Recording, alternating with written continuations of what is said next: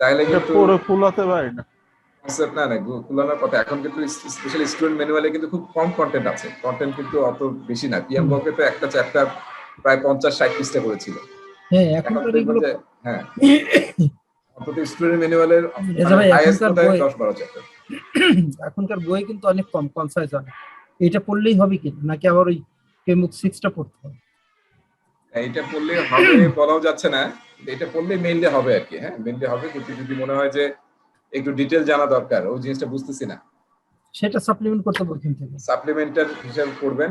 কারণ এখানে আসলে প্রসেস নিয়ে 50% প্রশ্ন আসবে। পুরো প্রসেসের বই হচ্ছে পিএমবক। পিএমবকের চ্যাপ্টার থেকে 4 থেকে 13 হচ্ছে প্রসেস নিয়ে। ফলে এখন 50% যেহেতু প্রসেস থেকে আসবে, ফলে তো আমরা দেখতেছি যে পিএমবকের এই কয়েকটা চ্যাপ্টার তো আসলে না পড়লে আমাদের প্রসেসের কনসেপ্টে গ্যাপ হতে পারে।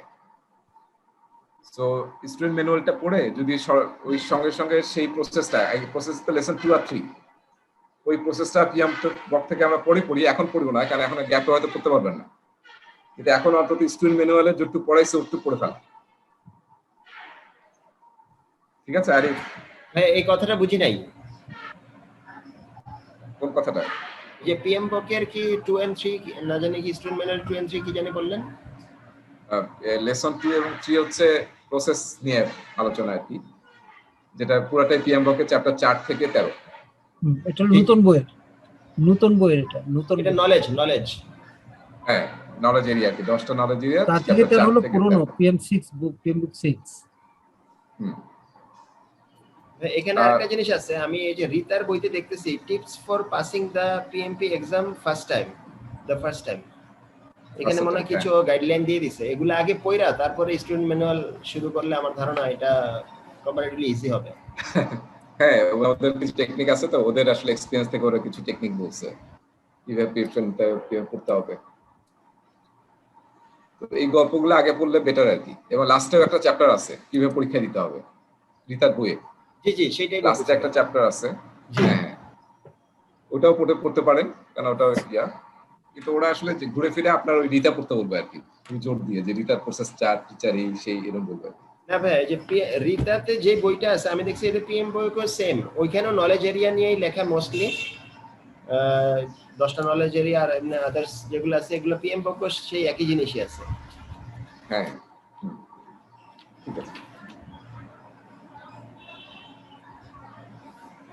সো স্টুডেন্ট ম্যানুয়ালকে মানে কোড ধরে আমরা জাস্ট পিএম বকের সাপ্লিমেন্টারি ডকুমেন্ট হিসেবে বলবো। জি কারণ আমি আপনারা আবার একটু যদি খেয়াল করেন, এই স্টুডেন্ট ম্যানুয়ালটা কিন্তু খুব ছোট ফন্টে লেখা হয়েছে, এবং ছোট ফন্ট করে কিন্তু 400 পেজ হয়ে গেছে। দ্যাট মিনস এটা যদি পিএম বকের সাইজে লেখা হতো তাহলে কিন্তু এটা আসলে মানে 600 পেজের মতো হতো আর কি, 550-600 হয়ে যেত। পিএম বকের ফন্ট কিন্তু অনেক বড়। হ্যাঁ ভাই আজকে একটা দিছিলেন অনুশীলনী, হ্যাঁ অ্যাক্টিভিটি 287 রাইট। সেটা কি অবস্থা আমাদের দেখেন তো। আমি স্ক্রিন শেয়ার করে নিই most probably, just share my screen. আজকে চ্যাপ্টারটা একটু বড় আছে, আমরা ওদের কিছু সময় অলরেডি কনজিউম করে ফেললাম। আচ্ছা এখানে দেখেন প্রথম প্রশ্নটা তো দেখা যাচ্ছে না স্লাইড, মানে আমার পিডিএফ ফাইল। জি দেখা যাচ্ছে। সো প্রথম প্রশ্নটা জাস্ট ডিসকাশন প্রশ্ন আর কি, খুব ইম্পর্টেন্ট। প্রজেক্ট ম্যানেজমেন্টের পার্সপেক্টিভ খুব ইম্পর্টেন্ট। প্রজেক্ট শুরু করার আগে আমাকে আইডেন্টিফাই করতে হবে যে কি কি কোয়ালিটি স্ট্যান্ডার্ড লাগবে আমার প্রজেক্টের জন্য, এবং সেটা অর্গানাইজেশনের ভিতরে হতে পারে, অর্গানাইজেশনের বাইরে হতে পারে। সেটাকে আইডেন্টিফাই করে অবশ্যই through out the life cycle of project ensure করতে হবে through plan quality, control quality এবং কোয়ালিটি অ্যাসুরেন্সের থ্রুতে। আর সেকেন্ড প্রশ্নটা, এটা কি অ্যানসার দিচ্ছেন? Cost of conforming. তার মানে দেখেন না যে আসলে অ্যাসেস করার জন্য, হ্যাঁ কোয়ালিটি অ্যাসেস করার জন্য যে খরচটা আমরা করি সেটা হচ্ছে কস্ট অফ পারফরম্যান্স। এখানে মেইনলি হলো যে আমরা যে এখানে যে ইকুইপমেন্ট করছি, ইকুইপমেন্টের কস্টটা তো এখানে আছে, সুতরাং এইটা থেকে কস্ট অফ পারফরম্যান্সটাকে ইজিলি করা যায়, তাই না? হ্যাঁ ওকে, তাহলে কস্ট অফ কোয়ালিটিতে, আচ্ছা কস্ট অফ কোয়ালিটির মেইন থিমটা তো বুঝতে পারছি আমরা, না মেইন থিমটা হচ্ছে কিন্তু কস্ট অফ কোয়ালিটির মেইন থিম হচ্ছে আসলে ব্যালেন্স করা। হ্যাঁ কস্ট কিরকম কোয়ালিটি দিতে যাচ্ছেন, তার জন্য কি কস্ট দিবে, এবং সেই কোয়ালিটিকে আপনাকে সেই পরিমাণ বেনিফিট দিবে কিনা, সেইভাবে আসলে প্ল্যানিং করা, ব্যালেন্স রক্ষা করা। আমি বোধহয় এক্সাম্পল দিছিলাম না যে জেনারেল মোটরসে না জেনারেল মোটরসে যখন গাড়ি সব জাঙ্কে চলে গেছিল, মানে একটা ওরা মানে প্রজেক্ট করছিল সেখানে, জাঙ্কে গিয়ে দেখে যে অনেক গাড়ি যেটা আসলে 30-40 বছর পরে একদম মার্কেট আউট হয়ে গেছে, no car in the road, on the road. তো সেই গাড়ির উপর ওরা মানে অ্যানালাইসিস করে দেখলো যে এখনো কিছু পার্টস আছে যেটা আরো 10 থেকে 20 বছর এই পার্টসটা সাস্টেইন করবে। বুঝতে পারছেন? তখন দেখলো যে আমার মার্কেটই থাকতেছে না, 30 ইয়ার্স পরে গাড়ি নাই মার্কেটে, কিন্তু আমার প্রোডাক্ট গাড়ির অনেক কম্পোনেন্ট আছে যেটা আরো 20-25 বছর কোয়ালিটি এমন দেওয়া হয়েছে যে আরো 20-25 বছর চলবে। তার মানে এটা তো ঠিক হচ্ছে না, কস্ট এবং কোয়ালিটির ব্যালেন্স হয় না। এমন ভাবে আমাকে কোয়ালিটি দিতে হবে যে আসলে 30 বা 40 বছর পরে তাতে মার্কেট আউটের সাথে সাথে কোয়ালিটিও শেষ হয়ে যায়। নাহলে কিন্তু এটা মানে পুরো গ্লোবালি একটা নষ্ট, রিসোর্স নষ্ট, গ্লোবালি রিসোর্স নষ্ট করা, যদি আমরা এটা ঠিকমতো কস্ট অফ কোয়ালিটি মেজার না করে আমরা যদি প্রোডাক্ট তৈরি করি। এই টেকনিক বোধহয় পরবর্তীতে বাটাও গ্রহণ করেছে। এটা অনেকেই করছে আর কি, এই টেকনিকটা অনেকেই বাটা। করছে। বাটার জুতা বাটার ছিল না কোয়ালিটি যে সব নষ্ট হয়ে গেছে। মানে বাটা কখনো নষ্ট হতো না, না। বাটার ছিল এরকম যে জুতার অক্ষয় সোল নাকি? এই হয়ে যাচ্ছে, কিন্তু বাটার ওই যে লাস্টিং করতেছে, তখনও চামড়া লাস্টিং করতেছে, তখনও তার এই যে অ্যাডহেসিভটা লাস্টিং করছে। পরে বাটা এগুলোকে করে নিয়ে আসছে, এবং বাটা একটা মার্কেট যাচাই করে যে একটা মানুষ আসলে 2-3 বছরের বেশি, 2-3 বছরও পরে না এখন একটা জুতা। Right right. তখন তারা তাদের কোয়ালিটিকে করে নিয়েছে, এটা তারা ডিজাইনের উপরে নজর দিয়েছে, এবং বাটা এখন একটা টেকনিক নিয়েছে যে প্রতি সপ্তাহে তারা নতুন জুতা নিয়ে আসে, প্রতি সপ্তাহে নতুন জুতা নিয়ে আসবে। Marketing policy. এতে করে কি বাটার ব্যবসা বাড়ছে না কমছে? মনে তো হয় বাটার অবস্থা খারাপ। না, আগে বাটার আমরা ব্যবসা যেমন জুতা বলতেই বাটা বুঝতাম, এখন তো বেশিরভাগ লোক বাটা বলতে বাটা জুতা ইউজ করে না। বাটা যেই ইটা দিয়েছে, আহ, বাটা তাদের যে ডেটাটা পরবর্তীতে শো করেছে যে পরিবর্তিত পরিস্থিতিতে তাদের এই ব্যবসায়িক পলিসি ভালো ছিল, এবং এই ব্যবসায়িক পলিসির কারণেই বাটা এখনো মার্কেটে আছে। কে আছে, নাহলে মার্কেটে আউট হয়ে যেত আর কি। ভাই আচ্ছা। একটা জিনিস হলো যে এখন যে ইলেকট্রনিক যে প্রোডাক্ট গুলো, রাইট। এই প্রোডাক্ট গুলো বোধহয় এটা, যেমন আমি যখন চাকরিতে আমরা ঢুকলাম তখন হলো ইন্টারন্যাশনাল গেটওয়ে এক্সচেঞ্জ গুলো আসলে হলো যে জাপান থেকে এনসি কোম্পানি, এই ইকুইপমেন্ট গুলোর লাইফ ছিল 10-12 বছর, কিন্তু সেগুলো 16-17 বছর পর্যন্ত কিন্তু আমাদের নেটওয়ার্কে খুব ভালোভাবে চলেছে। তারপরের যে ইকুইপমেন্ট গুলো এখন যেগুলো আমরা জাপান বা কি চায়না বা অন্যান্য যেখান থেকে নেই, সেই ইকুইপমেন্টের লাইফ টাইম কিন্তু ওরা বলে যে ওয়ারেন্টি পিরিয়ড বা গ্যারান্টি পিরিয়ড 5 বছর মাত্র, কিন্তু 5 বছরের পরে কিন্তু এইগুলোতে কিন্তু আর চালানোর মতো কোনো স্কোপ থাকে না, এগুলো কিন্তু আস্তে আস্তে একটা প্রবলেম আসতে থাকে, মানে ডিজাইনই করা হয় যে 5 বছর পরে লাইফ টাইম শেষ। রাইট রাইট রাইট রাইট, সেটাই। কারণ দেখেন আসলে ওটা দিয়ে হবেই না, কারণ টেকনোলজি এমন ভাবে চেঞ্জ হচ্ছে, 3G 4G 5G, মানে there is no stoppage, বলে আপনি ওটা দিয়ে তো এমনি লাভ হবে না। টেকনোলজি চেঞ্জ একটা, সেটা একটা বিষয় আছে। দ্বিতীয়ত হলো ওই জিনিসগুলোর লাইফ যদি থাকে তাহলে অনেকে পুরনো ইকুইপমেন্ট ইউজ করতে পারে, কিন্তু লাইফই শেষ হয়ে যায় এগুলো। হ্যাঁ, ঠিক আছে, ওকে, তাহলে এই প্রশ্ন উত্তরটা কি? 1 আর 2। হ্যাঁ, এটা সহজ ছিল না, বাকিগুলো আসলে যায় না, 1 আর 2 আনসার ছিল আমাদের। আচ্ছা, এরপরে আসেন লাস্ট, এটা কিন্তু আপনার হট স্পটের প্রশ্নটা আসতে পারে। তাহলে এটা আসলে আমরা কি বুঝতে পারছি এখানে? এটা মানে ভালো ছিল, তাই না? পয়েন্টগুলো খুব ভালো করে খেয়াল করে দেখি যে না, মানে কোনো দিকেই সমস্যা পড়ে না, যার ফলে প্রসেস গুলো শুরুর দিকে ঠিকই আছে, তারপর শেষের দিকে যায় আউট অফ কন্ট্রোল হয়েছে। হ্যাঁ, আমরা তো এই পর্যন্তই করতে পারি, তো এই পর্যন্ত ঠিক ছিল, যতটুকু স্যার আপনি দাগ দিয়েছেন এই পর্যন্ত ঠিক ছিল, কিন্তু আমাদের আসলে মূল ফোকাসটা করতে হবে শেষের দিকে, এবং এইখানে এসে মিন ভ্যালুটা বোধহয় নিচের দিকে নেমে যাবে। এই যে এই পর্যন্ত এসে হলো ক্রস করছেন, হ্যাঁ, মিন ভ্যালুটা নিচের দিকে নেমে যায়, এবং এরকম একটা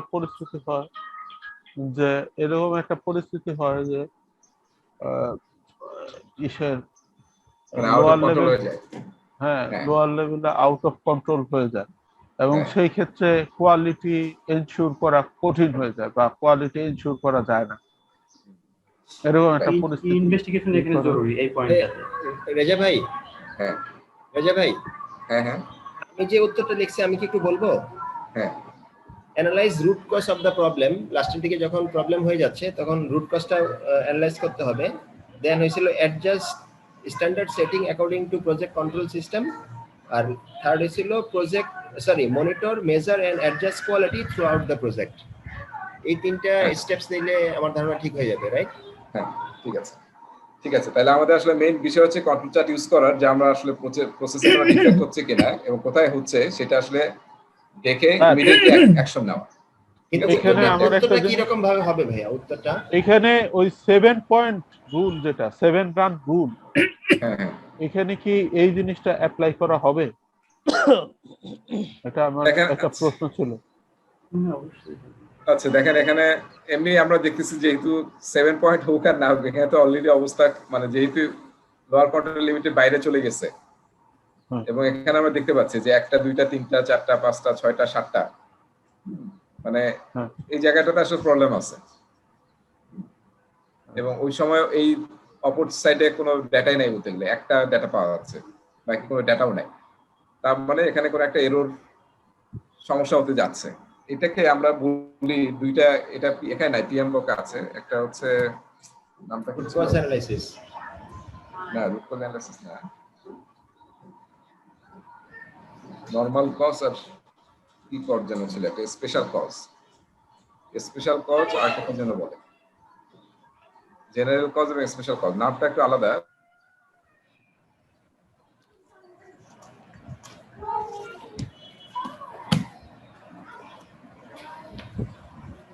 এখানে কি মিনটা কি শিফট হবে স্যার? এখানে কি মিনটা শিফট হয়ে যাবে এই 7 পয়েন্ট রুলের কারণে? মিন তো শিফট হবে না কখনো, মিন তো মিনই থাকবে। না, মিন শিফট হয়ে যায় 7 পয়েন্ট রুলে, মিন শিফট হয়ে আসে। স্যার বোধহয় আউট হয়ে গেছে বা নেটওয়ার্কের প্রবলেম হচ্ছে।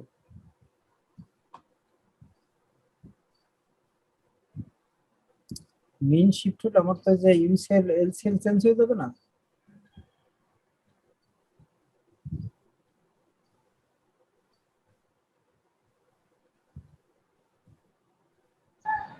শহীদ ভাই এখন হোস্ট হয়ে গেছেন। শহীদ ভাই পড়ান আমাদের। মুসাভাই পড়াশোনা করছে ভালো। না না না না, আমি ওই যে ফ্যাক্টরিতে যেহেতু কোয়ালিটিটা আমি ফুল দেখতাম, সেজন্য আমি করতে পারছি না, কারণ হলো আমি যেদিন পড়ার জন্য ই করি সেদিন ধরে কাজ বেশি, অন্যান্য কাজ করে যাই বেশি। আমরা কি এরকম করতে পারি কিনা, আমরা কি নিজেরা একদিন বসতে পারি কিনা, যেমন বুধবার যে আমাদের ফ্রি হয়ে গেল, হ্যাঁ যে কোনো দিন মানে যে কোনো একজন কোঅর্ডিনেট করেন যে আমরা কোন সময়টা আলাপ করব নিজেরা, যতটুকু। কারণ আসলে পড়ারই পাইতেছি না, মানে মোটিভেশনও পাইতেছি না, কোথায় শুরু হবে কোথায় শেষ, নিজেরা একটু বসলে হয়তো ডিসকাস করা যেত।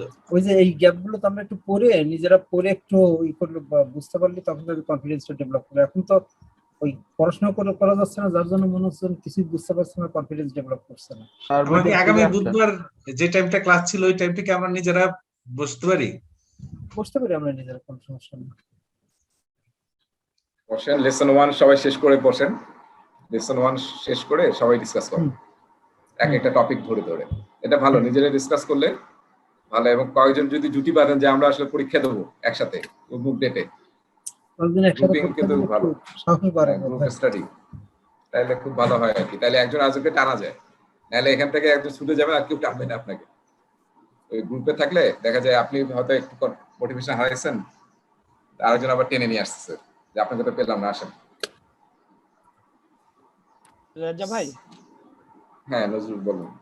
আমি 1 আর 2টা একটু মিস করছি, বাসায় একটু উঠা লাগলো 2 মিনিটের জন্য। এই দুইটার আনসারটা কি হবে? একটা তো ডেসক্রিপটিভ আনসার আর কি। আচ্ছা, ডেসক্রিপটিভ আনসারটা আসলে দেওয়ার সিস্টেম কি? মানে না পরীক্ষা আসবে না, ওটা পরীক্ষা আসবে না। না পরীক্ষা আচ্ছা ভাইয়া, রাজা ভাই আমি একটু বলবো, এক আর নাম্বার যেটা দেখো রাজা ভাই দাও নজরুল বলতেছি কি, এটা শেষ করে দেবে। নজরুল বলেন। নজরুল ভাই বলেন।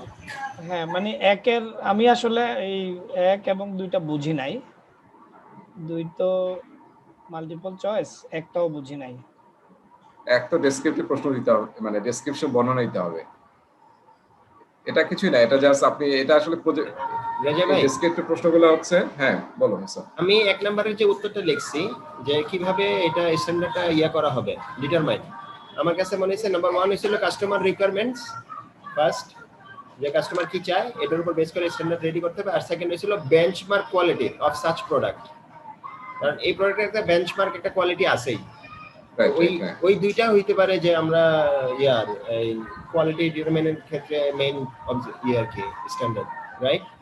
হ্যাঁ হ্যাঁ ঠিক আছে, এটা আসলে কোনো মানে ঠিক কারেক্ট ভুল অ্যানসার নাই কিন্তু, হ্যাঁ প্রথম অ্যানসার ডেসক্রিপটিভ আনসার তো আসলে আপনি আপনার যে কোম্পানির তো কি স্ট্যান্ডার্ড আছে?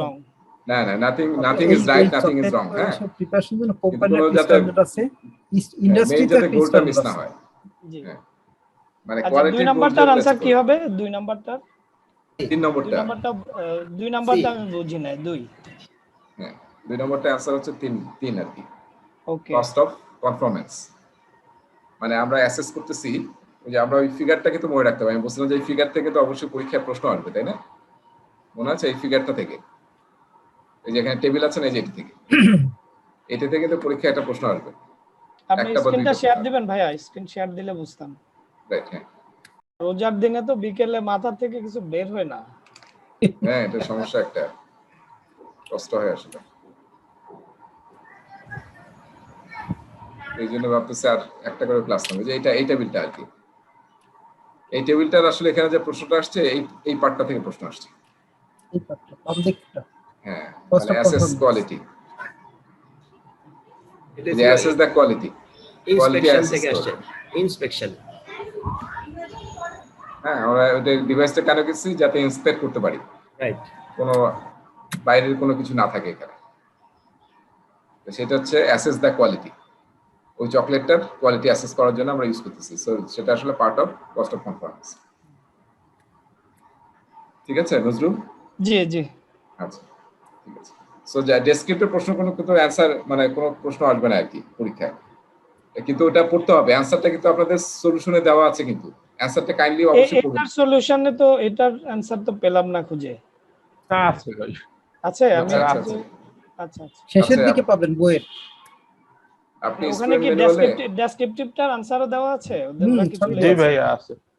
ওকে ওকে আপনি ইয়াতে যেতে হবে, যে এখানে স্টুডেন্ট ম্যানুয়ালে দেখা যাচ্ছে বাম সাইডটা, জি জি যে এখানে সলিউশনস যে অংশটা আছে না, সলিউশনস, এই সলিউশনে কিন্তু সব আছে, অ্যাক্টিভিটি বিল্ডারের এই যে 1.1 থেকে সবগুলো আনসার আছে কিন্তু। সো ওকে ডেসক্রিপশন এই বইটা আমাদের দেন নাই, দিছে এই বইটা না, এই যে এই যেটা স্টুডেন্ট ম্যানুয়াল যেটা not আমাদের এটা তো soft আমরা copy কিনে দেয়। নিয়েছি আর কি। নিয়েছি, আমি জানি সফট কপি দেয়নি। সফট এখানে কপি আমার ধারণা ওই যে ফারজানা উনি দিয়েছেন আমাকে, চাইলে না হয়তো সফট কপি পাইনি। এইটাই এই যে বেশ করে যে 4 নম্বরের যে কোশ্চেনটা, এটা তো ইয়েলো তো এত স্পষ্ট যে এটা কিন্তু বোঝা যায়নি। খুব কষ্ট করে বুঝতে পেরেছি যে নিচের দিকে কয়েকটা পয়েন্ট আছে। আচ্ছা হার্ড কপিতে দেখেন এটা এই ডায়াগ্রামটা বোঝা যায় না, যে ইয়েলো ডট গুলো, ও আচ্ছা এটা কিন্তু বোঝাই যায় না যে এখানে ইয়েলো ডট এগুলো। ও প্রথমে আচ্ছা, আমি সেটা। ভেবেছি যে কিছু বোধহয় বোঝা যাচ্ছে না, পরে খুব ই করে চশমা টশমা ঘুরায় দেখলাম যে না এটা ইয়েলো ডট, এবং নিচের দিকে ওই নিচের ওই ইগুলো এলসিএল এর নিচেই কিছু ডট পড়েছে, তখন বুঝলাম যে এটা নিচের দিকে আছে। শহীদুল ভাইয়ের কালার ব্লাইন্ড আছে, উনি এর না, আগেও ব্লু কালার দেখতে পারে নাই, আজকেও এইটা পিঙ্ক কালারটারে উনি ইয়েলো দেখতেছে। না আমার না, বই না। তো এত স্পষ্ট যে বোঝাই যাচ্ছে না ওটা। ওনার আসলে প্রিন্টিং এ একটু খারাপ হয়েছিল, কারণ ওই সময় প্রিন্টিং এ একটু সমস্যা ছিল। হ্যাঁ, এই যে এটা এটা আমি তো দেখছি পিঙ্ক, পরে। এই যে আমি না ভাইয়া, উনি স্ক্রিনেও ব্লু কালার দেখতে পারতেছিল না, একটা ডেফিনেশন। এই যে না, এটা যে পিঙ্ক কালারটা আমি বুঝতে পারছি, এটা পিঙ্ক কালার ঠিক আছে, হ্যাঁ। কিন্তু বই আচ্ছা, আপনি আমার একটু- বই আমি যে বইটা পেয়েছি ওটা ইয়েলো গুলো অনেক জায়গায় ইয়েলো, যেগুলো একটাও বোঝা যায়নি ইয়েলো। আচ্ছা শহীদুল ভাই, আপনি একটু যে ফারজানার সাথে কথা বলে একটু ম্যানেজ করে নিয়ে ওইটা। হ্যাঁ আচ্ছা ঠিক আছে। আমরা সফট কপি যেটা দিচ্ছি, আমরা আসলে এখানে বোধহয় সফট কপি যাই না। আপনারা কেউ কিনছেন? কেউ তো কেনেন নাই মনে হয়, তাই না? মানে Soft copy? পিএমআই থেকে কেনার কথা, যেহেতু কেনা হয় নাই, ফলে আসলে শেয়ার করাটা খুবই নিষেধ। কারণ যে কেউ যদি পেয়ে থাকেন ওইটা শুধু নিজের কাছে রাখেন আর কি, এটা কাউকে শেয়ার করা যাবে না আসলে। হ্যাঁ তবে এটা কত $39 দিতে হবে? হ্যাঁ ওটা এমনি $39 দাম আর কি পিএমআই থেকে কেনার জন্য। এখন ফকিরদেরকে দিয়ে দিলে হবে, আপনি যদি পায়ে থাকেন। না, এটা review আপনি আমরা যদি দিয়ে দিলেন- রাজা ভাইয়ের জন্য দোয়া করে দেব এটার বিনিময়ে। দোয়াতে কাজ হবে না, টাকা দিলে সেটাতে কাজ হয়। তা আসেন আমরা তো চ্যাপ্টার শুরু করতে পারছি না। আচ্ছা, এখন So, আজকের চ্যাপ্টার প্রকিউরমেন্ট। হ্যাঁ, আজকে আমি প্ল্যান এন্ড ম্যানেজ প্রকিউরমেন্ট পড়াবো। এর আগে একটা চ্যাপ্টার ছিল ইন্টিগ্রেট প্ল্যানিং অ্যাক্টিভিটিস, সেটা আমরা সব লাস্টে পড়বো। হ্যাঁ, এই লেসনের লাস্টে পড়বো। So plan and manage procurement very important chapter.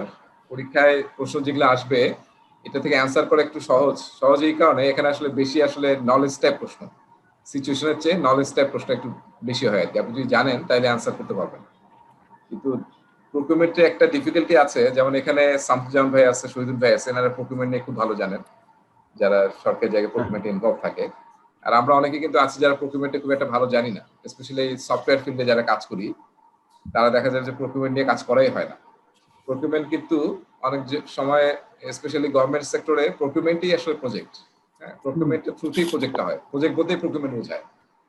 So ওনারা আসলে প্রকিউরমেন্ট খুব ভালো জানে, এবং পিপিআর এর যে কথাবার্তা আছে সেটাই কিন্তু যে আমরা প্রকিউরমেন্ট চ্যাপ্টারে পড়ি। পিএমবকেও আছে একটা চ্যাপ্টার নম্বর 12, প্রকিউরমেন্ট ম্যানেজমেন্ট। আর আমরা এই টপিক জি পড়তেছি, যেটা হচ্ছে plan and manage procurement. So প্রকিউরমেন্টটা কেন লাগবে আমাদের? তার মানে প্রজেক্টে কাজ করার জন্য আমাদের যে সমস্ত জিনিস লাগবে সবকিছু আর আমরা নিজেরা করতে পারবো না। আমাদের ম্যাটেরিয়াল লাগবে, বিভিন্ন সাপ্লায়ারের কাছ থেকে সার্ভিস লাগবে, ইকুইপমেন্ট লাগবে, সেটা আমরা থার্ড পার্টি কাছ থেকে নেব। সেই যে আমরা নিচ্ছি জিনিসটা, সেটিকে আমরা বলতেছি প্রকিউর করা, পারচেস করা বা প্রকিউরমেন্ট করা। সো এটা কিন্তু আমরা যখন এই প্রকিউরমেন্ট কথাটা কোথাও পাবেন, কোনো প্রশ্নে বা কোনো জায়গায়, মনে রাখতে হবে প্রকিউরমেন্ট ইজ অলওয়েজ, এই টার্মটা একদম মাথায় নিয়ে নেয়, সেটা হচ্ছে formal. There is nothing informal in procurement. ঠিক আছে, এখানে কোনো ইনফর্মালের কোনো জায়গা নেই। হ্যাঁ, 1 পয়সা যদি আপনি এদিক ওদিক করে ফেলেন, মানে আপনার চাকরি নাই এরকম হয়ে যাবে। So very difficult. সো আপনার অর্গানাইজেশনের পলিসি কি, গভর্নমেন্ট সেক্টরে পিপিআর এ কি বলা আছে, কিভাবে কোনটা কি করতে হবে, একদম সেটা ফলো করে করতে হবে। এবং কোনো একটা প্রাইভেট সেক্টরের, হ্যাঁ, সেটা যদি কোনো পলিসি প্রসিডিউর নাও থাকে, তারপরে দেখবেন এই পলিসি থাকবে কিভাবে পারচেস করতে হবে, এটা এস্টাবলিশ থাকবে তাদের। কারণ যেদিক দিয়ে টাকা খরচ হয়ে যায় সেই ব্যাপারে যদি আপনি ঠিকমতো মানে পাহাড়দারি না করেন, হ্যাঁ, ঠিকমতো মনিটর না করেন, তাহলে তো আসলে কোনো বিজনেস করতে পারবেন না। সো আপনার অর্গানাইজেশনের যে পলিসি, প্রাইভেট সেক্টর হোক গভর্নমেন্ট সেক্টর হোক, সেটা ফলো করতে হবে যখন আপনি প্রকিউরমেন্ট করবেন, পারচেস করবেন থার্ড পার্টির কাছ থেকে কোনো কিছু। সো লেটস সি এখানে কি কি এনাবলার্স আছে। সো এটা হচ্ছে ফর্মাল, এবং এখানে অনেক লিগ্যাল বিষয় আছে, এবং এখানে আমরা কন্ট্রাক্ট নিয়ে পড়াশোনা করবো। কন্ট্রাক্ট, যেখানে বায়ার সেলার দুজন কন্ট্রাক্ট করবে, বায়ার কোনো কিছু সেলারের কাছ থেকে কিনবে, যার বিনিময়ে বায়ার তাকে টাকা দিবে এবং সেলার তাকে কোনো সার্ভিস বা প্রোডাক্ট বা ইকুইপমেন্ট দিবে। ঠিক আছে, এবং একটা কন্ট্রাক্ট সাইন হবে। কন্ট্রাক্ট যখনই বলতেছি আমরা, this is a legal document. ঠিক আছে, এবং এই লিগ্যাল ডকুমেন্ট নিয়ে যদি কোনো ডিসপিউট হয়, যেটা আপনি শেষ পর্যন্ত লিটিগেশন, মানে আপনি কোর্ট পর্যন্ত যেতে পারবেন এটাকে সলভ করার জন্য। সো এত মানে বড় একটা স্ট্রং ডকুমেন্ট নিয়ে আমরা এখানে কথা বলতেছি। So define external resource requirements and needs, তার মানে আমার প্রজেক্টের বাইরে কি কি লাগবে সেটা আমাকে আইডেন্টিফাই করতে হবে। Communicate external resource requirement, communicate করতে হবে।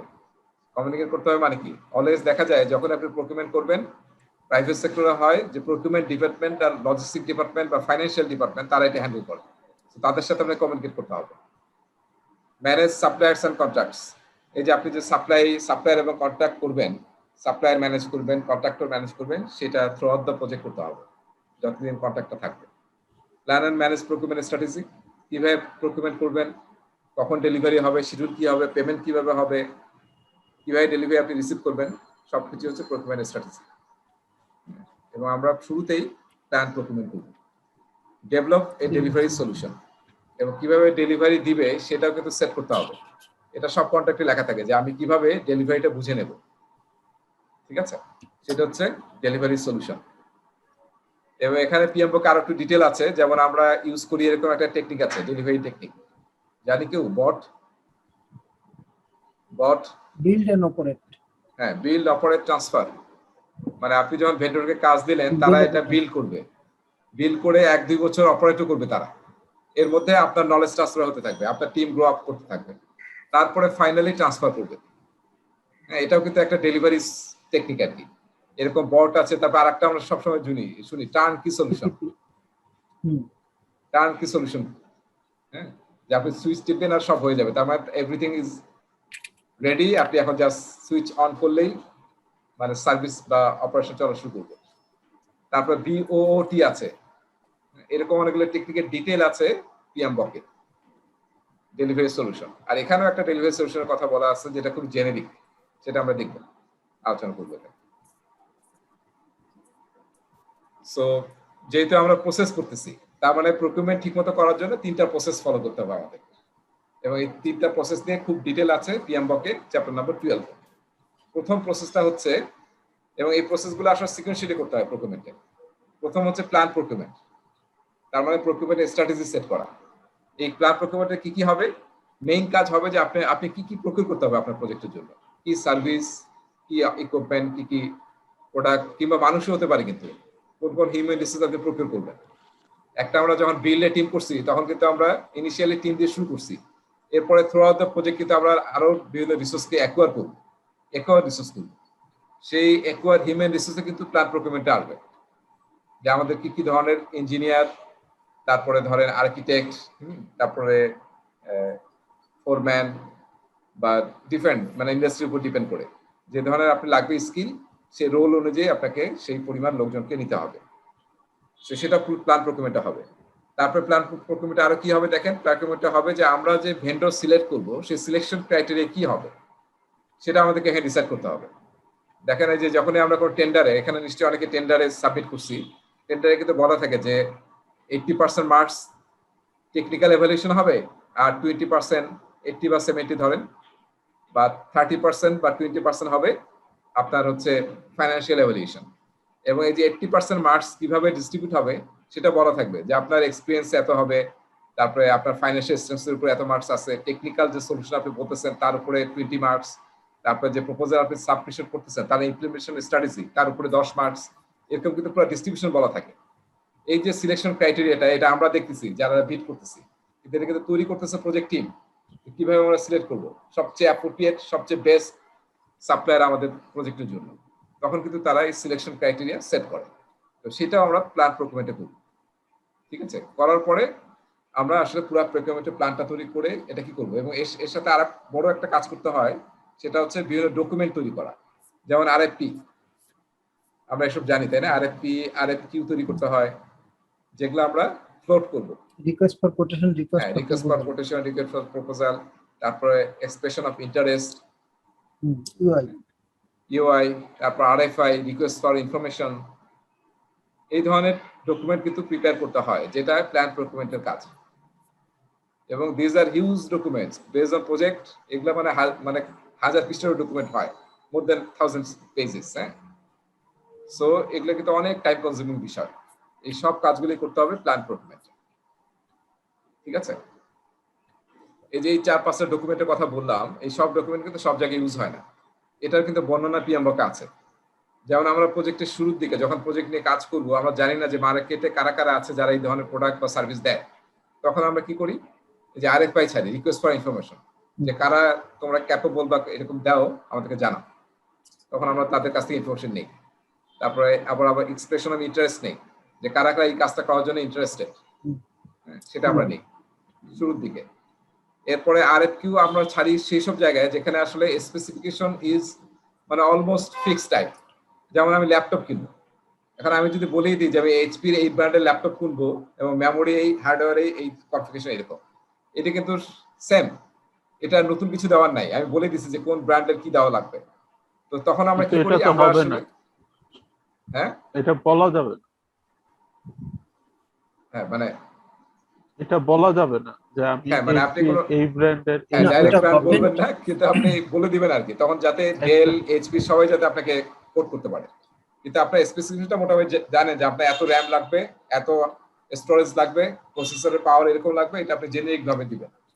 টেকনিক্যাল ডাটাটাই বলতে হবে, কিন্তু শুধু কোম্পানির নামটা বলা যাবে না, যে আমাকে এইচপির মেশিন নিব বা ডেলের মেশিন, এটা বলা যাবে না। শুধু টেকনিক্যাল ডাটাগুলো একটা আপার লিমিট এবং লোয়ার লিমিট ধরে বলতে হবে।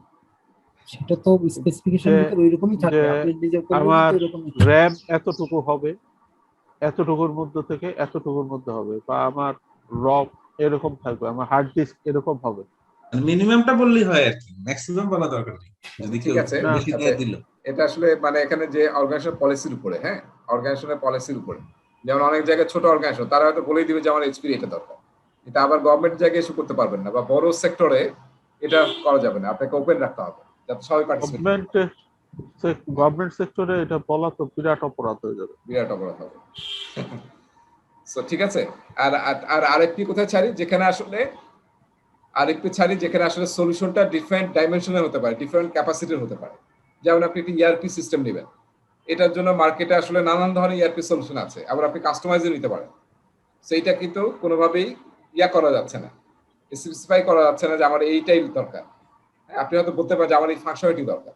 তো সেই জায়গায় আমরা আসলে আরেকটি ছাড়ি যেখানে আসলে অনেক বেশি ডিটেইল আমরা চাই ভেন্ডরের বা সফটওয়্যারের কাছ থেকে, যেখান থেকে আমরা ডিসাইড করতে পারি যে কোনটা which one is suitable for us. তো এই সব কাজগুলো করা হয় প্ল্যান প্রকিউরমেন্টে। তাহলে প্ল্যান প্রকিউরমেন্ট করার পরে যখন আমাদের সব ডকুমেন্ট সব রেডি হয়ে গেল, তখন আমরা কি করি, কন্ট্যাক্ট প্রকিউরমেন্ট করি।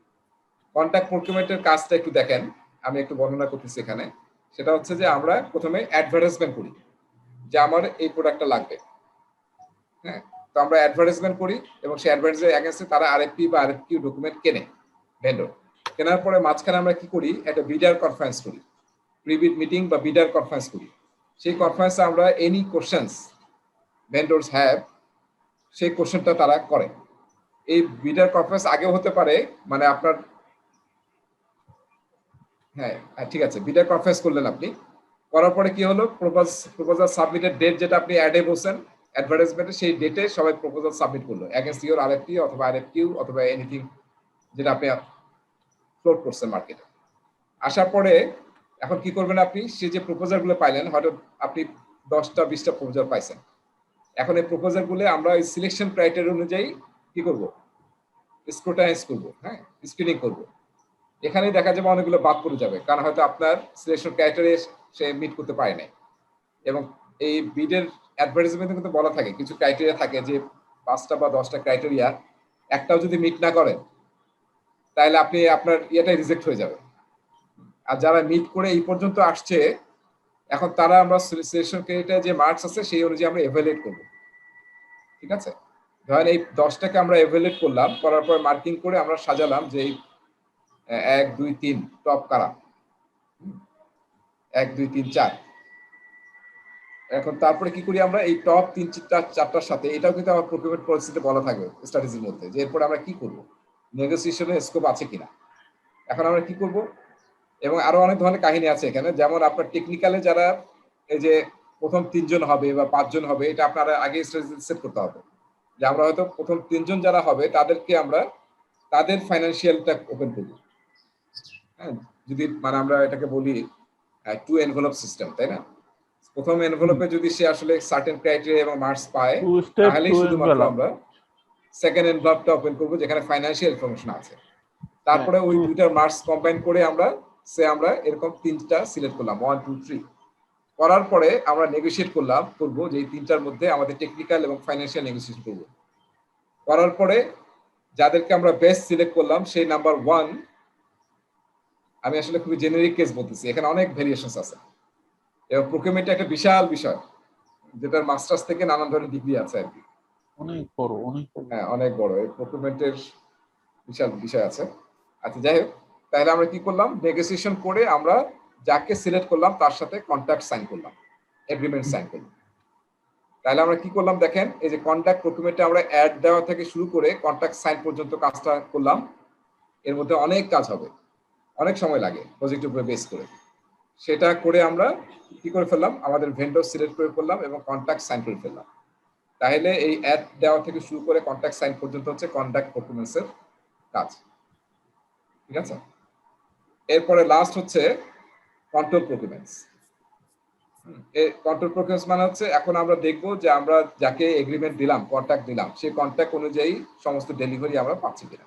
আমরা অডিট করে ইন্সপেক্ট করে সমস্ত ডেলিভারি অ্যাজ পার শিডিউল বুঝে নেব, এবং তাদের যে টাকা পয়সা দেওয়ার কথা শিডিউল অনুযায়ী সেটা আমরা দেব। এবং ফাইনালি সমস্ত ক্রাইটেরিয়া মিট করে যদি ডেলিভারি মিট করতে পারি, আমরা কাস্টমার সাপ্লাই মিট করতে পারে, তাহলে আমরা প্রকুরমেন্টটাকে ক্লোজ করব। তাহলে কন্ট্রোল প্রকুরমেন্টের দায়িত্ব হচ্ছে কন্ট্রাক্টটাকে এক্সিকিউট করা এবং ফাইনালি সবকিছু রিসিভ করে ওটাকে ক্লোজ করা। এটা হচ্ছে কন্ট্রোল প্রকুরমেন্টের কাজ। তাহলে এখন বলেন দাবি দেওয়া মেটানো কাজ হবে। হ্যাঁ, সব দাবি দেওয়া, তারপর যদি এনি ডিসপিউট থাকে সেই ডিসপিউটকে রিমুভ করা, সবকিছু হচ্ছে এখানে হবে কন্ট্রোল প্রকুরমেন্টস। আচ্ছা, তাহলে এখন বলেন যে এই যে তিনটা প্রসেস দেখলাম আমরা, এই তিনটা প্রসেস যতগুলা প্রকুরমেন্ট হবে আপনার প্রজেক্টে সব জায়গায় তিনটা কিন্তু করতেই হবে, প্ল্যান করতে হবে, কন্ট্যাক্ট করতে হবে, কন্ট্রোল করতে হবে। আচ্ছা, এখন বলেন যে এই যে তিনটা প্রসেস, এটা কোনটা কোন প্রসেস গ্রুপে পড়ে PMBOK এর গাইডলাইন অনুযায়ী? প্রথমটা প্ল্যানটা তো প্ল্যানে, কন্ডাক্টটা এক্সিকিউশনে, কন্ট্রোলটা মনিটর কন্ট্রোলে।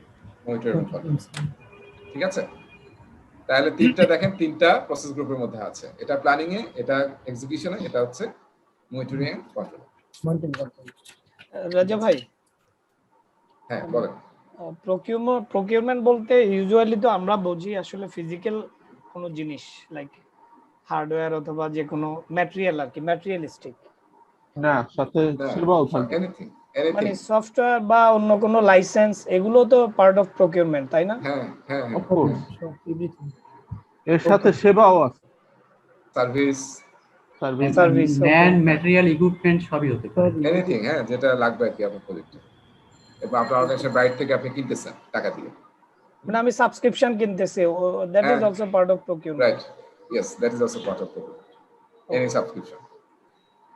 সফটওয়্যার ইন্ডাস্ট্রিতে আমরা এইসব করি, বিভিন্ন লাইসেন্স কিনি, বিভিন্ন সাবস্ক্রিপশন কিনি। মানে সফটওয়্যার তো আসলে হার্ডওয়্যারের খুব বেশি নাই, ওই জন্য কোশ্চেনটা করলাম। রাইট, সেগুলো তো সবই প্রকিউরমেন্ট। হ্যাঁ, ওকে, সো এখানে আমরা আসলে ডেলিভারেবল টুলস নিয়ে অনেক কথা বলবো। এই স্টেটমেন্ট অফ ওয়ার্ক মানে হচ্ছে, এই স্টেটমেন্ট অফ ওয়ার্ক নিয়ে কিন্তু আমরা কথা বলছিলাম কোথায়, যখন আমরা স্কোপ চ্যাপ্টারে আলোচনা করছিলাম, তখন আমরা প্রজেক্টের স্কোপ বলছিলাম।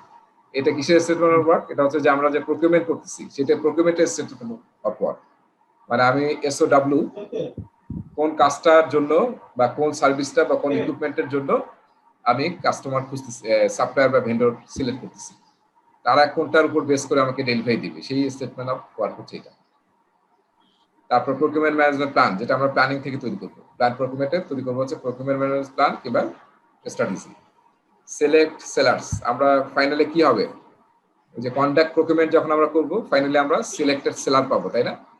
যারা আমাদের এই স্টেটমেন্ট অফ ওয়ার্ক অনুযায়ী ডেলিভারি দিবে। এবং আমাদেরকে কন্ট্রোল, মনিটর এবং কন্ট্রোল প্রকিউরমেন্টস এর থ্রুতে মনিটর করতে হবে যে আমরা সবকিছু ঠিক মতো পাইছি কিনা। আবার যদি কন্ট্রাক্টে কোনো চেঞ্জ হয় সেটাও আসলে আপনাদেরকে মনিটর এবং কন্ট্রোল করতে হবে। আচ্ছা, এখানে আমরা প্ল্যান করার সময় একটা জিনিস অনেক সময় করা হয়, মেক অর বাই অ্যানালাইসিস করা হয়।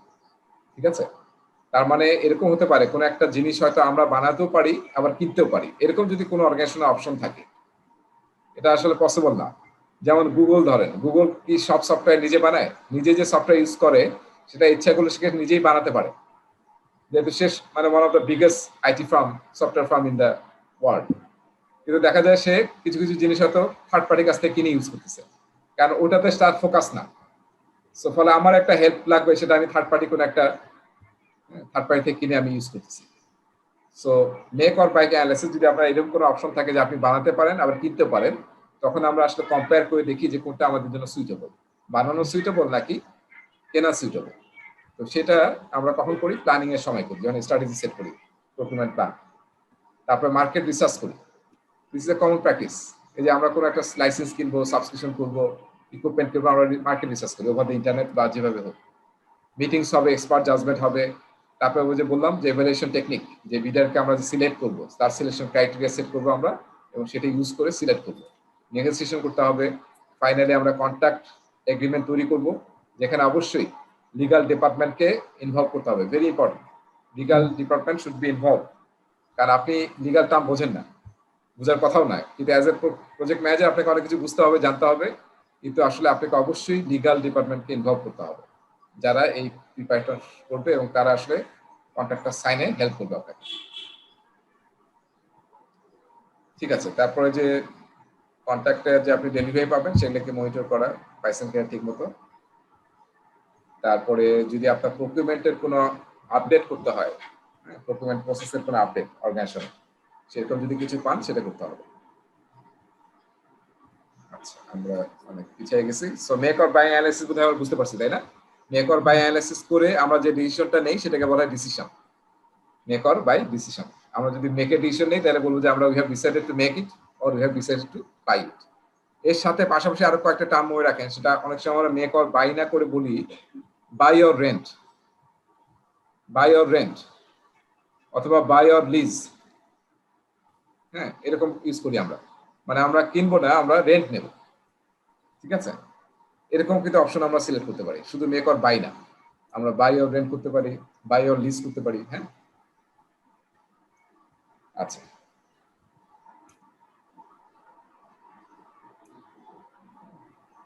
এরপরে আসতেছি প্রকিউরমেন্ট SOW, মানে স্টেটমেন্ট অফ ওয়ার্ক। হ্যাঁ, এটা আমাদেরকে তৈরি করতে হবে, যেটা আরএফপি বা RFQ by expression of interest. যখন আমরা ফোর্ট করবো ডকুমেন্ট গুলা, তখন এখানে থাকবে যে আমরা আসলে কি চাই, কোন সার্ভিসটা বা কোন ইকুইপমেন্টটা আমরা চাচ্ছি ভেন্ডরের কাছ থেকে, সেটা ডিটেল লেখা থাকবে। এই স্কোপ অফ ওয়ার্কে কিন্তু দেখেন, এই স্কোপ ওয়ার্কে কিন্তু কাস্টমারের জন্য কি হবে, হ্যাঁ এটাই তার জন্য কিন্তু প্রজেক্ট হবে, সেটাকে ভেঙে সে তার নিজের WS বানাবে, যে ভেন্ডর এই কাজটা পাবে, তাই না? আর এখানে একটু খেয়াল করেন, এই WBS-টা, এই স্টেটমেন্ট অফ ওয়ার্ক, এটা কিন্তু আপনার প্রজেক্টের ক্ষেত্রে জাস্ট একটা WBS কম্পোনেন্ট হতে পারে, যে আপনার হার্ডওয়্যার লাগবে, 50টা ল্যাপটপ লাগবে, এটা আপনার একটা WBS কম্পোনেন্ট, এটা আপনি তাকে দিয়ে দিন ডকুমেন্টে। এইটাকে কিন্তু সে ব্রেকডাউন করে নানান কাজ করবে। এর জন্য সে বাইরে থেকে কেনার জন্য সে এলসি খুলবে, তারপর বাইরের ভেন্ডরের সাথে কন্ট্যাক্ট করবে, সে ডেলিভারি নিয়ে আসবে, নিয়ে এটা আবার কি বলে এটাকে আপনার ইয়া থেকে ছাড়াবে, তাই না, পোর্ট থেকে ছাড়াবে, অনেক কাজ কিন্তু তার আছে। তো এই একটা WBS, যেটা আপনার কাছে একটা WBS কম্পোনেন্ট, সেটা কিন্তু তার জন্য একটা ফুল প্রজেক্ট। ঠিক আছে, সো আমরা যেটা চাই ভেন্ডরের কাছ থেকে, সেটা অবশ্যই স্কোপ অফ ওয়ার্কে লিখতে হবে।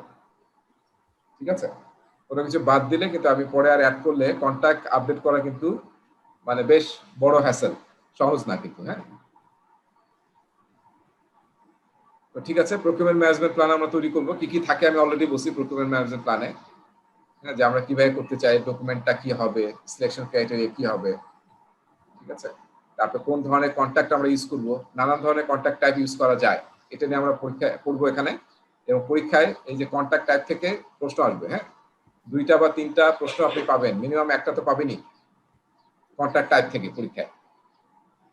তারপরে কিভাবে আপনি এই যে অ্যাড দিবেন, তারপরে কিভাবে ফিড অবটেন করবেন, বিডার কনফারেন্স কবে করবেন, তারপর কিভাবে বিডগুলোকে এভালুয়েট করবেন, সবকিছু আপনার প্ল্যানে পাওয়া থাকতে হবে। এবং স্ট্যান্ডার্ডাইজ প্রকিউরমেন্ট ডকুমেন্ট ফলো করতে হবে। আপনি চাইলে নিজের ইচ্ছা মতো আরএফপি ডকুমেন্ট বানাতে পারবেন না। হ্যাঁ, দেখা যাবে যে অর্গানাইজেশনে বলাই আছে যে আরএফপি ডকুমেন্টে এই জিনিস থাকবে, সেটা আপনাকে ফলো করতে হবে। তারপর describe how multiple providers will be managed, যদি একাধিক প্রোভাইডার থাকে সেটা আপনি কিভাবে ম্যানেজ করবেন। ঠিক আছে, মানে একই প্রজেক্টে যদি একাধিক ভেন্ডর থাকে তাহলে সেটা না। হ্যাঁ, আবার এরকম হতে পারে যে আমরা কন্ট্রাক্টের মধ্যে বলা থাকে যে আমি কি সাব কন্ট্রাক্ট দিতে পারবো কিনা, সেটা কিন্তু আরেকটা বিষয়, যে আমি কাজটা পেলাম কিন্তু আমি কি আরো 2-3 জনকে দিয়ে কাজটা করাতে পারবো কিনা, তো সেই অপশনগুলো কিন্তু বলা থাকে। যদি অপশনস থাকে তাহলে করতে পারবেন, না হলে করতে পারবেন না। এই সব কিছু আপনার প্ল্যানে বলা থাকবে, সেই অনুযায়ী আপনি এক্সিকিউট করবেন। এবং প্ল্যান করার সময় আমরা কি করব, সিলেকশন ক্রাইটেরিয়া সেট করব।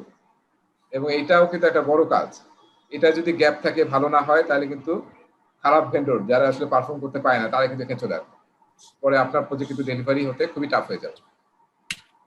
এটা সব সেক্টরে খুবই প্রবলেম। এটা গভর্নমেন্ট সেক্টরে অনেক সময় পুশ হয়, হ্যাঁ মানে মন্ত্রী পুশ করতেছে, প্রাইম মিনিস্টার পুশ করতেছে, এরকম হয় আর কি।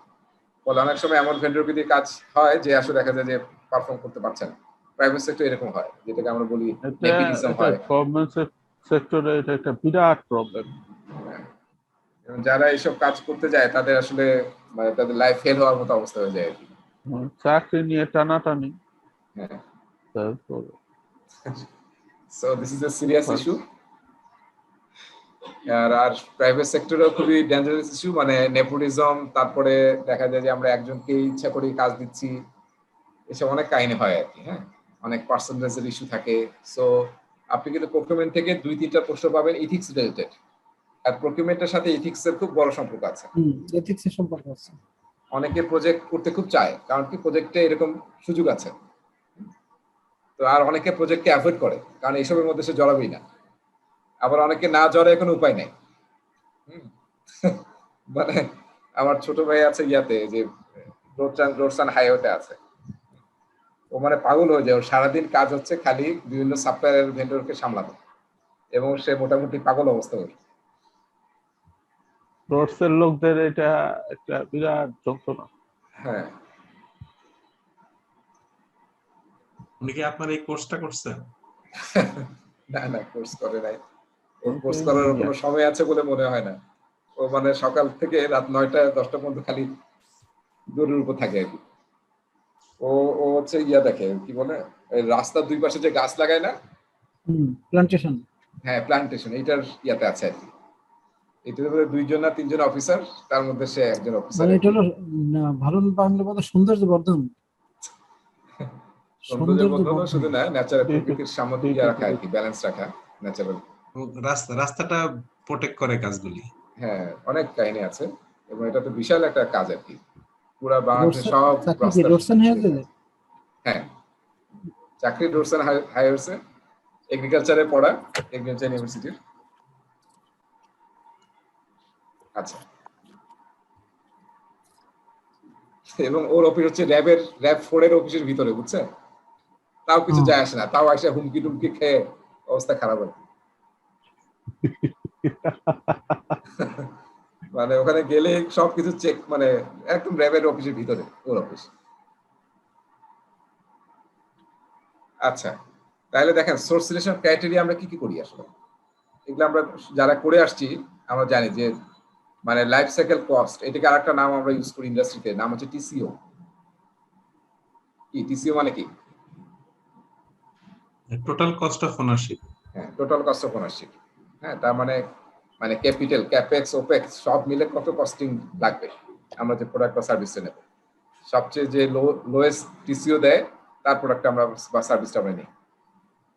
তারপরে আন্ডারস্ট্যান্ডিং অফ নিড, আমাদের প্রয়োজনটা বুঝছে কিনা, টেকনিক্যাল ক্যাপাবিলিটি আছে কিনা, ম্যানেজমেন্ট অ্যাপ্রোচ, হ্যাঁ টেকনিক্যাল অ্যাপ্রোচ, ওয়ারেন্টি কয় বছরই দিচ্ছে, তার ফাইন্যান্সিয়াল ক্যাপাসিটি আছে কিনা।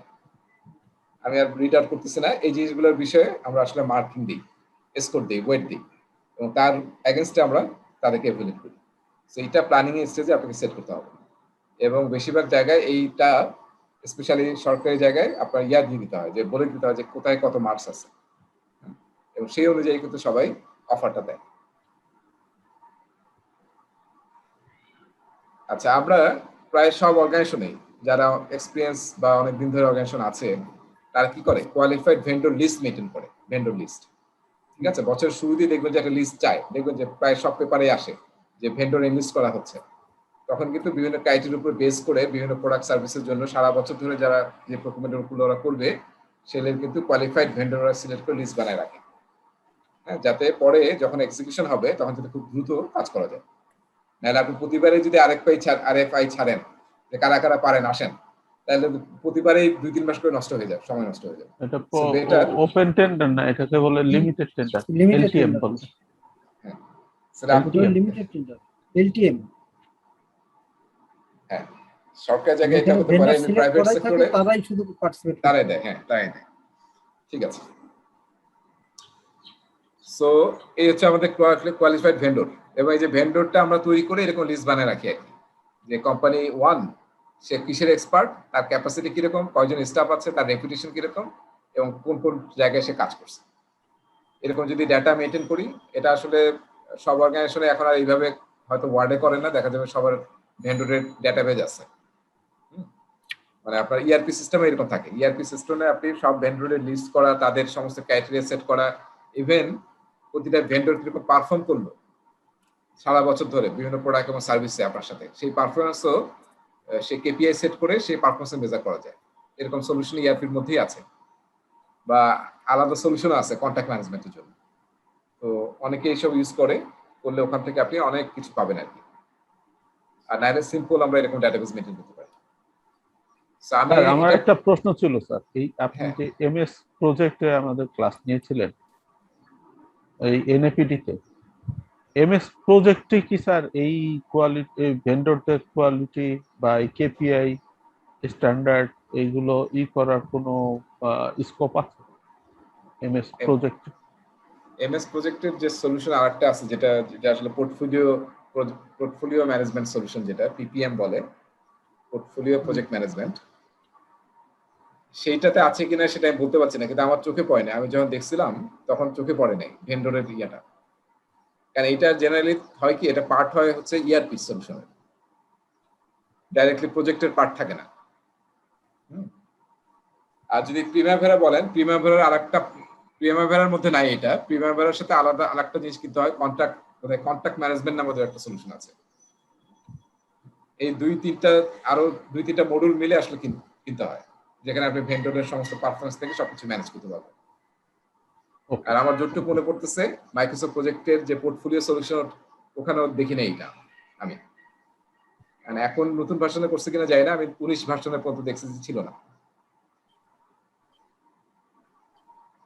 আচ্ছা, এটা আমি পিএমবক থেকে নিয়ে আসছি। এই যে এতক্ষণ যেটা আমরা করলাম সেটা কি করলাম আসলে, প্ল্যান প্রকিউরমেন্ট ম্যানেজমেন্ট প্রসেসটা। এবং কি করলাম আমরা দেখেন, প্রকিউরমেন্ট ম্যানেজমেন্ট প্ল্যান তৈরি করলাম, প্রকিউরমেন্ট স্ট্র্যাটেজি তৈরি করলাম, এই যে বিড ডকুমেন্ট আরএফপি আরএফআই এগুলো সবই তৈরি করতে হবে, এবং স্টেটমেন্ট অফ ওয়ার্ক আর সোর্স সিলেকশন ক্রাইটেরিয়া এবং ডিসিশনস। ঠিক আছে, দেখেন এই কয়েকটা ফলো দরজা। এই সমন ভাই শহীদ ভাই, কে আসছে? দরজা খুলবে না? শহীদ ভাই মিউট করে দাও। আচ্ছা, দেখেন এই 6টা কিন্তু আমরা এতক্ষণ আলোচনা করলাম যে এই আউটপুট গুলো নিয়ে।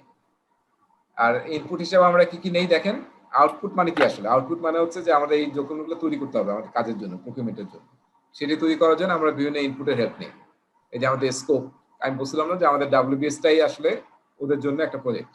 সো এই যে স্কোপ বেসলাইন থেকে আমরা কিছু পার্ট দিচ্ছি ভেন্ডরকে। ঠিক আছে, আর আপনার যে enterprise environmental factor, organisational process asset, এই দুইটা অবশ্যই ফলো করতে হবে আপনার অর্গানাইজেশনের। কোনো অর্গানাইজেশন পলিসি আছে কিনা, যেটা শুরু থেকেই বলতেছিলাম, ফর্মাল ওইটা ফলো করতে হবে আপনার। ঠিক আছে, এইটা তো মানে এই দুইটা এন্টারপ্রাইজ এনভায়রনমেন্টাল ফ্যাক্টরস আর ওপিএ, এই দুইটা তো সব আইটিটি এর মধ্যে দেখা যায়। হ্যাঁ সব প্রসেসে আছে, কারণ এটা ছাড়া তো কাজ হবে না, কারণ এটাতে আপনি অর্গানাইজেশনের প্রজেক্টে চলতেছে। অর্গানাইজেশনকে বাদ দিয়ে তো আসলে আপনি কোনো প্রজেক্টের কোনো অ্যাক্টিভিটি করতে পারবেন না, তাই না? ফলে অর্গানাইজেশনের সবকিছুই কনসিডারেশনের মধ্যে রাখতে হবে। যেহেতু আমি একটা ফিগার দেখাইছিলাম না, প্রজেক্ট, তার চারিদিকে হচ্ছে অর্গানাইজেশন, তার চারিদিকে হচ্ছে দেশ, তার চারিদিকে হচ্ছে ওয়ার্ল্ড। তো তার মানে কি সবগুলোর ইম্প্যাক্ট প্রজেক্ট আছে। So always you have to consider this too, যাই করেন না কেন আপনাকে। হ্যাঁ ঠিক আছে, আর টুল দেখেন আমরা কি কি ইউজ করলাম। দেখেন যে মার্কেট রিসার্চ টুল নিয়ে একটু আলোচনা করছি আমরা, তারপরে মেক অর বাই অ্যানালাইসিস কিংবা রেন্ট, হ্যাঁ buy or rent analysis, source selection analysis. এই যে এটা দিয়ে আমরা কি করি, সোর্স সিলেকশন ক্রাইটেরিয়া সেট করি। ঠিক আছে, সো এই জিনিসগুলোর কিন্তু খুব হাই লেভেল আলোচনা আমাদের এই যে এখানে হয়েছে এতক্ষণ যে আলোচনাগুলো করলাম আমরা। আর পিএমবকে এই প্রতিটারই আবার খুব ডিটেইল আলোচনা আছে। আচ্ছা, এরপরে আমরা কন্ট্যাক্ট প্রকিউরমেন্টে আসতেছি। কন্ট্যাক্ট প্রকিউরমেন্ট, যেখানে আমরা কি করি, ওই যে আমি বলছিলাম অ্যাডভার্টাইজমেন্ট দেওয়া হয়, তারপর বিডার কনফারেন্স করি আমরা। বিডার কনফারেন্সটা আমরা মনে হয় সবাই করছি, তাই না? সবাই পার্টিসিপেট করছি বিডার কনফারেন্সে। এটা তো প্রিবিড মিটিং। হ্যাঁ, এটা অনেক নাম আছে, প্রিবিড মিটিং বা বিডার কনফারেন্স বা প্রিবিড কনফারেন্স, এরকম অনেক নামে আছে পরিচিত। এই যে এখানে নামগুলো বলাও আছে, দেখেন এই যে vendor conference, prebid conference, pre proposal conference, contractor conferences, নানান অর্গানাইজেশন নানান নাম ইউজ করে। সো পিএমবকে বলা হচ্ছে বিডার কনফারেন্স। তার মানে আমি যে অ্যাডটা দিলাম তার এগেইনস্টে কোনো কোশ্চেনের আছে কিনা, সেটার জন্য আমরা যারা ইন্টারেস্টেড পার্টি তাদেরকে নিয়ে আমরা মিটিং করি, এবং তাদের যত কোশ্চেন আছে আমরা সেটাকে আনসার দিই, এবং সেটা লাস্টে কি করি, আমরা মিটিং মিনিটস তৈরি করে সবাইকে শেয়ার করি। ঠিক আছে, তো এটা হচ্ছে আমাদের বিডার কনফারেন্স, যাতে বিডাররা জানতে পারে, ক্লিয়ারলি বুঝতে পারে যে তারা আসলে কি দিতে যাচ্ছে, কি প্রপোজাল দিতে যাচ্ছে, এবং আমরা কি চাচ্ছি, কোনো যাতে গ্যাপ না থাকে। এটা যত ভালো হবে, বেটার হবে, তত আসলে প্রপোজালটা ভালো হবে এবং আমাদের রিকোয়ারমেন্ট ঠিক মতো মিট হবে। মুসা কি আছো নাকি ঘুমায় পড়ছো? আজকে কোনো আওয়াজ নাই দেখি মুসার। না ভাই, আসি তো। আচ্ছা ঠিক আছে। আচ্ছা, external resource requirement and needs, একই কথাবার্তা। যে এক্সটার্নাল যে রিসোর্স লাগবে আমাদের, সেটা হতে পারে হিউম্যান রিসোর্স থেকে এনিথিং, সেটা আমাদেরকে প্রকিউর করতে হবে। আর প্রকিউরমেন্টের কিন্তু কমিউনিকেশন সব জায়গায় ইম্পর্টেন্ট প্রজেক্টে। So communication is not an exception. তো এখানেও খুবই ইম্পর্টেন্ট ভেন্ডরের সাপ্লাইয়ের সাথে, এবং এই সময় আরো অনেক ধরনের কমিউনিকেশন করতে হবে। কারণ যেহেতু এখানে টাকা পয়সার ব্যাপার, দেখা যাবে যে বিভিন্ন জায়গায় সাইন লাগবে, অ্যাপ্রুভাল লাগবে, পারমিশন লাগবে, তারপরে কথা বলতে হবে, মিটিং করতে হবে আপনার টপ ম্যানেজমেন্টের সাথে বা যারা এটা অথরাইজ। তো এই ধরনের কমিউনিকেশন স্টেকহোল্ডার সাথে করতে হবে, হ্যাঁ, সমস্ত স্টেকহোল্ডারের সাথে। সো কমিউনিকেশনটা রাখতে হবে। এবং একটা খুব ইম্পর্টেন্ট বিষয় হচ্ছে, যেহেতু আমরা ভেন্ডরের সাথে, যে থার্ড পার্টি, তার সাথে আমরা একটা কন্ট্যাক্টে যাচ্ছি, তো আমার যদি এরকম কোনো রিকোয়ারমেন্ট থাকে যে প্রতি 2 সপ্তাহ পর পর আমাকে প্রোগ্রেস রিপোর্ট দিতে হবে, বা আমি তোমার সাইট ভিজিট করতে যাব প্রতি মাসে একবার, বা তুমি আমার এখানে এসে একদিন প্রেজেন্ট করবা, বা যদি অ্যাজাইল প্রজেক্ট ম্যানেজ করি তাহলে আমাকে তুমি রিভিউ করে দেখাবা, স্ক্রিন রিভিউ করবো আমার সাথে, এই সমস্ত জিনিস কিন্তু অবশ্যই কন্ট্যাক্টের মধ্যে বলা থাকতে হবে। Otherwise you can't impose. যখন প্রজেক্ট শুরু হয়ে যাবে তখন আপনি জোর করে টানলেও লোকজন আসবে না, কারণ কন্ট্যাক্টে বলেন নাই আপনি। So anything you want that should be documented in the agreement, তাহলে আপনি ইজিলি সেটা অ্যাচিভ করতে পারবেন। ঠিক আছে, সেই কথাগুলি এখানে বলা আছে, খুব ইম্পর্টেন্ট, মানে কমিউনিকেশন খুব ইম্পর্টেন্ট। এবং অনেক সময় হয় কি, ভেন্ডরকে যেহেতু এসব বলেন না আপনি, পরে ভেন্ডর দেখা যাচ্ছে রিপোর্ট দিচ্ছে না, আপনার সাথে দেখা করতেছে না, মিটিং এ ডাকতেছেন, সে আসতেছে না। সো এগুলো খুব কিন্তু নর্মাল প্র্যাকটিস। কন্ট্রাক্টের কম্পোনেন্ট কি কি থাকে, এখন আমরা কি করতেছি, কন্ট্রাক্ট প্রকিউরমেন্টের থ্রুতে কি করতেছি, ফাইনালি আমরা এগ্রিমেন্ট সাইন করব বা কন্ট্রাক্ট সাইন করব। সেটা জেনারেল কি কি টপিক থাকে দেখেন, আমরা অনেকেই জানি।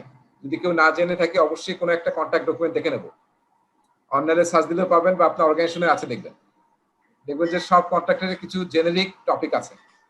যেমন প্রথম হচ্ছে যে আমরা কি করবো, তাই না, ডেসক্রিপশনটা কি, কোন কোন পার্টি ইনভলভ, ডেলিভারি ডেট কবে, শিডিউলটা কি, কখন কখন ডেলিভারি দিতে হবে, তারপরে কার কোন অথরিটি আছে, সেই অথরিটির নাম ধাম সবই থাকে ওখানে, কার রেসপন্সিবিলিটি কি বোথ পার্টিজের, যেহেতু দুই পার্টির মধ্যে আমরা কন্ট্রাক্ট সাইন করতেছি, তাই না। তারপরে management of technical and business aspects, সব ডিটেল যা চাচ্ছি আমরা, প্রাইস এন্ড পেমেন্ট টার্মস, কখন কি পরিমাণ টাকা দেওয়া হবে সেটা এখানে থাকবে। ঠিক আছে, তারপরে পারফরম্যান্স গ্যারান্টি থাকে, সেই জিনিসগুলো এখানে বলা থাকবে। প্রভিশনস অফ ফর টার্মিনেশন, এটা একটা কমন ক্লোজ, সব কন্ট্রাক্টে অবশ্যই এই ক্লোজটা থাকতে হবে, যে কোন কোন কারণে কন্ট্রাক্টটা টার্মিনেট হতে পারে। ঠিক আছে, অ্যাপ্লিকেবল গ্যারান্টিজ এন্ড ওয়ারেন্টিজ, এই জিনিসগুলো আপনার কন্ট্রাক্টে বলা থাকবে। তো কন্ট্রাক্টর সবসময় মনে রাখতে হবে, কন্ট্রাক্টে কি হয়, একজন থাকে বায়ার, আরেকজন থাকে কি, সেলার। আপনারা একটু খেয়াল করেন, এটা আমি একটু বলতে ভুলে গেছিলাম, যে আমরা হচ্ছে যে কন্ট্রাক্ট করতে গেলে, আমরা যখন প্রজেক্টে কন্ট্রাক্ট করতেছি তখন দুইটা পার্টি, একটা হচ্ছে বায়ার, তাই না, আর একটা হচ্ছে সেলার। আর দুইজনের মধ্যে কি হচ্ছে, কন্ট্রাক্ট সাইন হচ্ছে, এবং সেলার কিছু প্রোডাক্ট সার্ভিস দিচ্ছে, তার এগেইনস্টে আপনি কি দিচ্ছেন, ডলার দিচ্ছেন, টাকা দিচ্ছেন, তাই না, এটাই তো আমাদের এগ্রিমেন্ট। এখন দেখেন, আমাদের পুরো বইটাই লেখা কিন্তু আসলে এই অ্যাঙ্গেলে, যে আমরা হচ্ছে বায়ার সাইডের প্রজেক্ট ম্যানেজার। কেন এই কথাটা বলতেছি, এই সাইডেরও কিন্তু প্রজেক্ট ম্যানেজার থাকবে, পিএম, কিন্তু আমরা এখানে প্রকিউর করতেছি, আমরা নিজেরা পারচেজ করতেছি, আমরা আসলে প্রজেক্ট ম্যানেজার, বায়ার সাইডের প্রজেক্ট ম্যানেজার। এইভাবে নিজেকে কনসিডার করতে হবে। পরীক্ষার প্রশ্নগুলো সবসময় এইভাবে ইন্টারপ্রেট করতে হবে, যে আমি হচ্ছে বায়ার সাইডের প্রজেক্ট ম্যানেজার। কিন্তু মানে একটা বাট আছে, কখনো যদি সিচুয়েশনে বোঝা যায় যে আপনাকে আসলে ইন্ডিকেট করা হচ্ছে you are the project manager of seller side, তখন কিন্তু অ্যান্সারটা পুরো উল্টাও হয়ে যেতে পারে। ঠিক আছে, তো আপনি সিচুয়েশনটা বুঝে, বেশিরভাগ সিচুয়েশনে 90% সিচুয়েশন বা মোর দেন 90% সিচুয়েশনে বলা হবে পিএম হচ্ছে বায়ার সাইডের। কিন্তু যখনই একটা কন্ট্রাক্ট রান করে, তখনই মনে রাখতে হবে দুই সাইডের কিন্তু পিএম থাকে। ফলে প্রশ্ন অনেক সময় এই সাইডের পিএম কে উল্লেখ করে আসতে পারে, তখন কিন্তু অ্যান্সার দেখা যাবে একটু উল্টা হয়ে যেতে পারে। ঠিক আছে, তো সেটা মাথায় রেখে অ্যান্সার করতে হবে। এটা কি ভাই পরীক্ষার সময় কোনো স্পেশাল কেসে? হ্যাঁ, পরীক্ষার সময় যদি কোনো সিচুয়েশন এটা দেখায় আর কি, সিচুয়েশন যদি বোঝায় যে আমি হচ্ছে ওই সাইডের পিএম। এই যে আমি এখন বলবো, আলোচনা করবো কন্ট্রাক্ট টাইপ নিয়ে। হ্যাঁ, 5:15 বেজে গেল, কন্ট্রাক্ট টাইপ নিয়ে আলোচনা করবো। আমরা যে কন্ট্যাক্ট করবো ভেন্ডরের সাথে, সাপ্লায়ারের সাথে, আমরা অনেক ধরনের টাইপের কন্ট্যাক্ট করতে পারি। হ্যাঁ, জেনেরিক টাইপস এটা। সো এর মধ্যে সবচেয়ে কমন যেটা আমরা ইউজ করি সেটা হচ্ছে ফিক্সড প্রাইস। তার মানে আমরা যখন কন্ট্রাক্টের যে প্রাইসটা ফিক্স করব, পৃথিবীর সব উল্টে যাক, কোভিড হোক বা যাই হোক, that price is fix. So that is fixed price. ঠিক আছে, আর কস্ট রিএম্বার্সেবল কি, যে আমি ভেন্ডরকে কাজ দিলাম, সেই কাজটার এগেইনস্টে আমাকে যেটা খরচ হয়েছে সেটা আমি রিইম্বার্স করে দেবো, এটা আমি রিইম্বার্স করে দেবো এবং অ্যাট অ্যাকচুয়াল দিয়ে দেবো, এবং তার সাথে তাকে হয়তো সে যে এত খাটাখাটি করলো তার জন্য হয়তো কোনো একটা ইনসেন্টিভ বা অ্যাওয়ার্ড দেবো, তাকে এক্সট্রা কোনো বেনিফিট দেবো। সেটা হচ্ছে কস্ট রিএম্বার্সেবল। যে কস্টটা ভেন্ডর বা সাপ্লায়ার খরচ করবে সেটা আমি রিইম্বার্স করে দেবো। তো কেন সে এমনি কেন খরচ করবে, তার সাথে আমি তাকে কিছু বেনিফিট দেবো, সেই জন্য সার্ভিস চার্জ দেওয়া হবে আর কি। সার্ভিস চার্জ দেওয়া হবে। যেমন আমি মানে বাড়ি বানানো নিয়ে কথা বলতেছিলাম একজন ইয়ার সাথে, রিয়েল এস্টেট কোম্পানির, তারা বললো যে আপনি খরচ যদি আপনি সব দিয়ে দেন, হ্যাঁ আপনি সব খরচ দিবেন, আমরা এর সাথে জাস্ট 10% চার্জ দেব, ঠিক আছে? সো এটা হচ্ছে কস্ট রিএম্বার্সেবল। আর টাইম এন্ড বাড়ি বানাচ্ছেন ভাই? না, বাড়ি বানানোর দেখলাম যে টাকা পয়সাও নাই, কোনোভাবে সম্ভব না এবং কোনো লাভজনকও মনে হলো না। জায়গা আছে নাকি ভাই? জায়গা আছে তো, রংপুরে জায়গা আছে, ঢাকায় না। ঢাকা হইলে তো আপনাকে বানাইয়াই অর্ধেক দিয়ে দিতে, এটা আরো সুবিধা ছিল। ঢাকায় তো অন্য বিষয়, ঢাকাতে লোকজন SMS আসতে থাকে যে আপনি জমি থাকলে দেন জমি। আর ঢাকার বাইরে মানে আপনার ইয়া দিয়ে কোনো লাভ কিছু না, আরো লস।